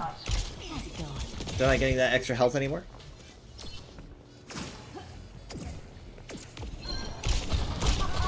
If Freya's taken out here, that's a huge stagger onto her. Ah, okay. She's got movement, but still. They did unfortunately just lose their Kiri. Pink team is sitting on an overclock, and they're also going to be having a bola shot soon. But you're going to have both supportals online soon for red team, 85 on Coalescence, and they've already got Kitsune Rush. I think that we're probably going to see those soon, because it's about to get... Whoa, the hook was just snapped off by the wall. Alright, bola shot is in. Overclock is in. Kitsune Rush is in. It's looking good here. It's looking great, fantastic here. Those ults didn't mean shit. Freya's still alive though. Like I said, she's got movement. She can escape pretty easily. Oh my god, the follow up. We're walking into one fight territory here. Now, she's probably gonna have Bob by the time that this is over, and Pink team's gonna be sitting on Captive Sun at like best. Oh wait, their Iari just went down. She just went down. They're walking into final fight territory and they don't have their Iari. Bob is in, so it's not gonna be a Captive Sun unless you can get here really quick. Moira's down. That's one support down. Tracer's down. She was taking so much damage from the Bob, and she was followed up by the damage from Ashe. And that's a clean up right there. I hear the sirens from Bastion's ult. I think that a major part of that was Iari going down. When was that? Also, a big reason why I'm not doing a lot of pausing and replaying is because if I see how long the map is, then I know how things are gonna go. You know.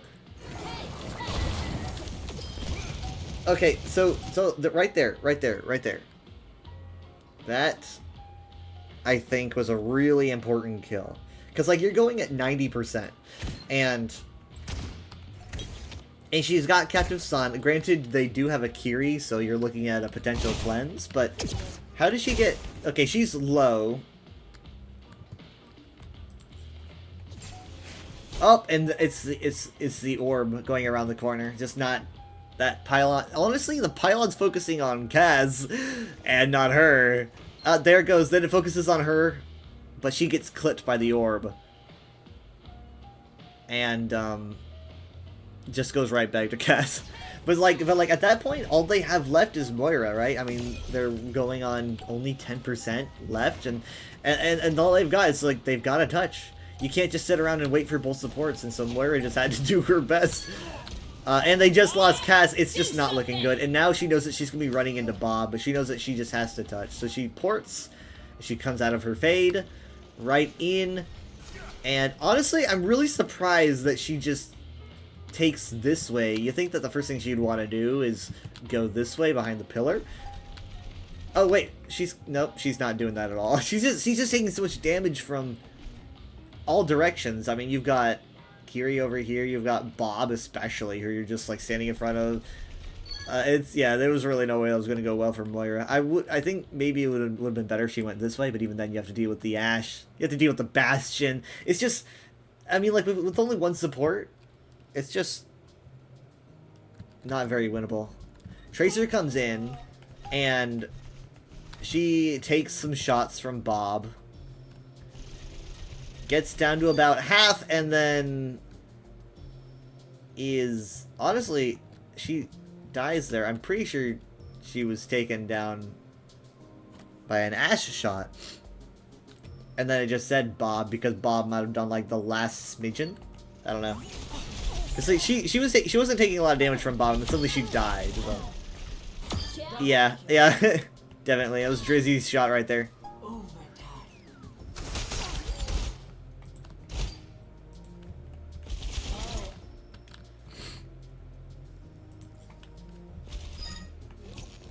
What a cleanup.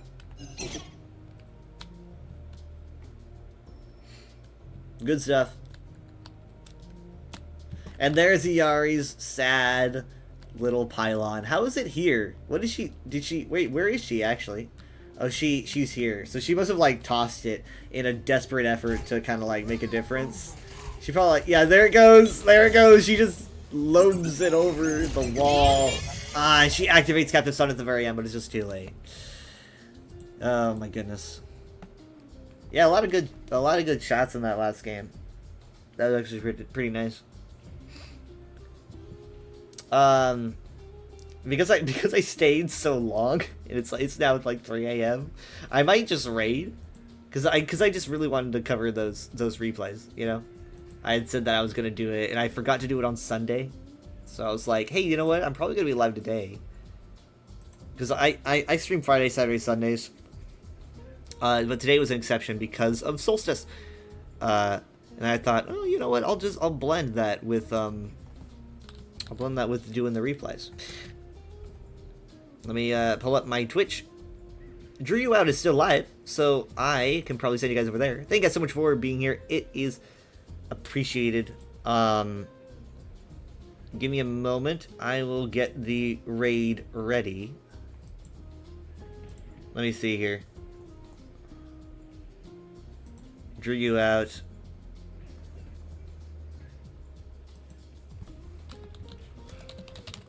Alright, thank you guys so much for being here. I will see you next time on Friday around 11:30. I don't think Mom and Dad are going to be... I don't think they're going to be gone at that point, so they probably won't be joining me until Saturday. I forget. But I will be seeing you on Friday. Bye.